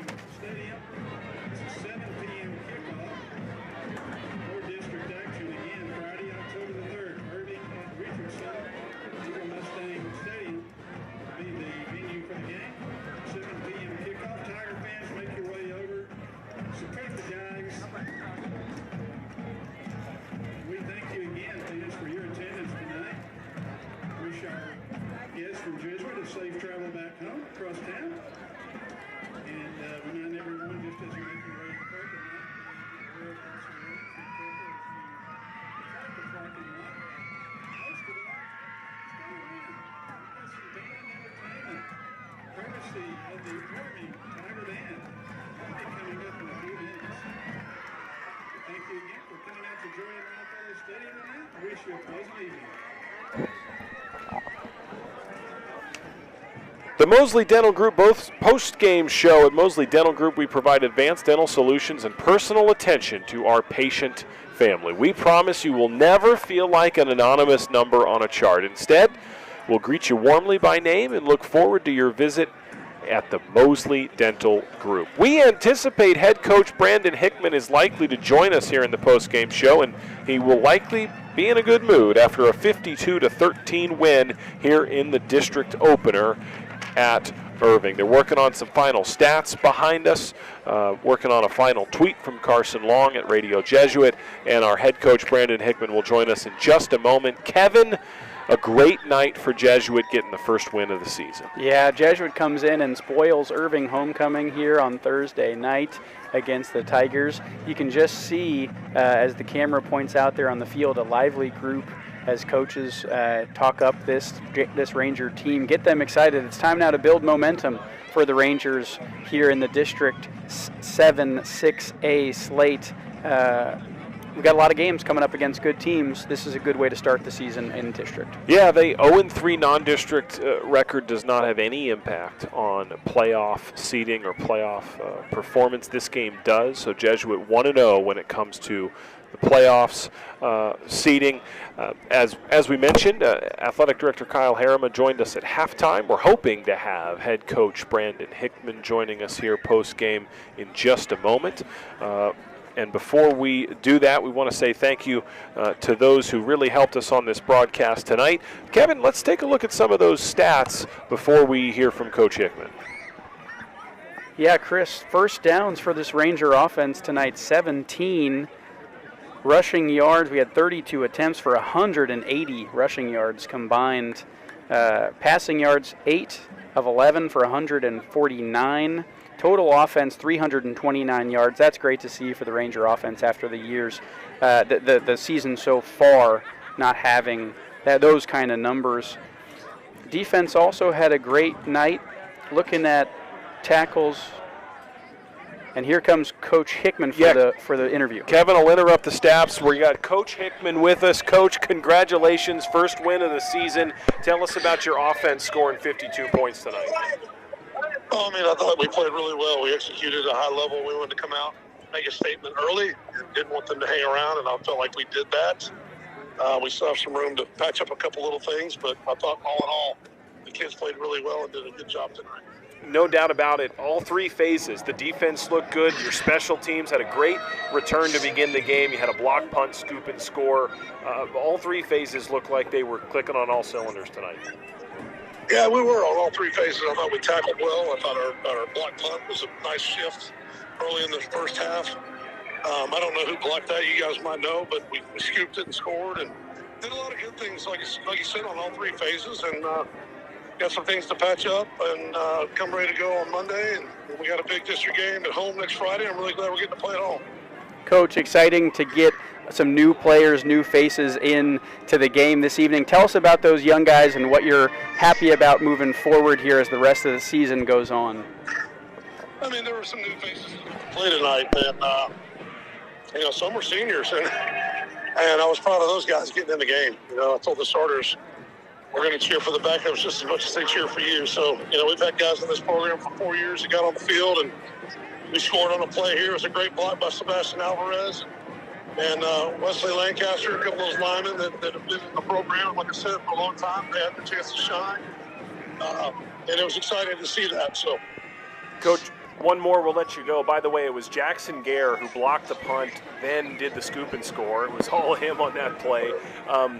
Let me ask you this. You intentionally schedule a really tough non-district schedule starting the year 0-3. How do you convince these guys, look, you are ready for district play and you can go execute, and they did it tonight? Yeah, I just, the biggest thing, we've always scheduled big. I just believe in it. Non-district doesn't count. And, I don't really care about records and this and that. The main thing is the district, and that's what counts. So our focus was being 1-0 tonight, and we were able to do that, and now it's moving on to the next. So, I think keeping the kids all in the right attitude, I think that's a big part of it. We've went 0-3 twice, I think, since I've been here in non-district, and we ended up winning the district. So that's our goal this year. I can tell you the stats, Coach. 8 of the last 9 seasons, you had a losing record non-district. 8 of the last 9 seasons, you had a winning record in district. We're proud of you. We're proud of these boys. Nice win tonight, and we'll talk to you next week. All right, guys. I appreciate it. Thanks, Coach. Coach Brandon Hickman of the Jesuit Rangers, 52-13 winners tonight here in Irving. Kevin, we rudely interrupted your stats here on the Mosley Dental Group postgame show. Let's go back to you to wrap those up. Always happy to interrupt that to talk to Coach Hickman, such a great emblem of Jesuit athletics and of this program, Chris, for so many years. Now, want to shout out just a couple of offensive statistics. Ty DeBow has a great night, 5 carries, 66 yards for a touchdown. His long was that 52-yard touchdown in the third quarter, his first touch of the night. Judson Harris, 9 carries, 47 yards, and a touchdown. Well-deserved touchdown at the end of that drive in the third quarter as well. Max Smith, who led the way in the first half, had 7 carries just for 34 yards, but 2 touchdowns. And Lucas Mayer, the senior, starting running back, 5 carries for 17 yards, no touchdowns tonight. So the running attack really leading the way for the Rangers this evening. Sebastian Dunn, Mercury Cox, and Gianni Gutierrez, the students behind us on the statistician team. For all of them, for Carson Long, who was our spotter and Twitter host this evening. For Sports Information Director Brian Henry, for Athletic Director Kyle Harima, for Zach and his marvelous team of videographers at Tradio, for Chris Martinez, who is still with us every step of the way from afar, and who knows, may have been keeping his own stats. It's been a joy tonight. It takes a village to broadcast these games. We thank you for joining us. Our next broadcast will be next Friday night from Ranger Stadium as Jesuit takes on J.J. Pierce. Your final score tonight, Jesuit 52, Irving 13. The Rangers are 1-0 in district play. Kevin, any final thoughts before we hit the road? Great night here for the Rangers, Chris. I think mostly, as we talk about, just to get the mindset right after 3 hard losses against 3 good teams. A little bit of a bumpy start to the season. You have a lightning delay that takes away half of a game.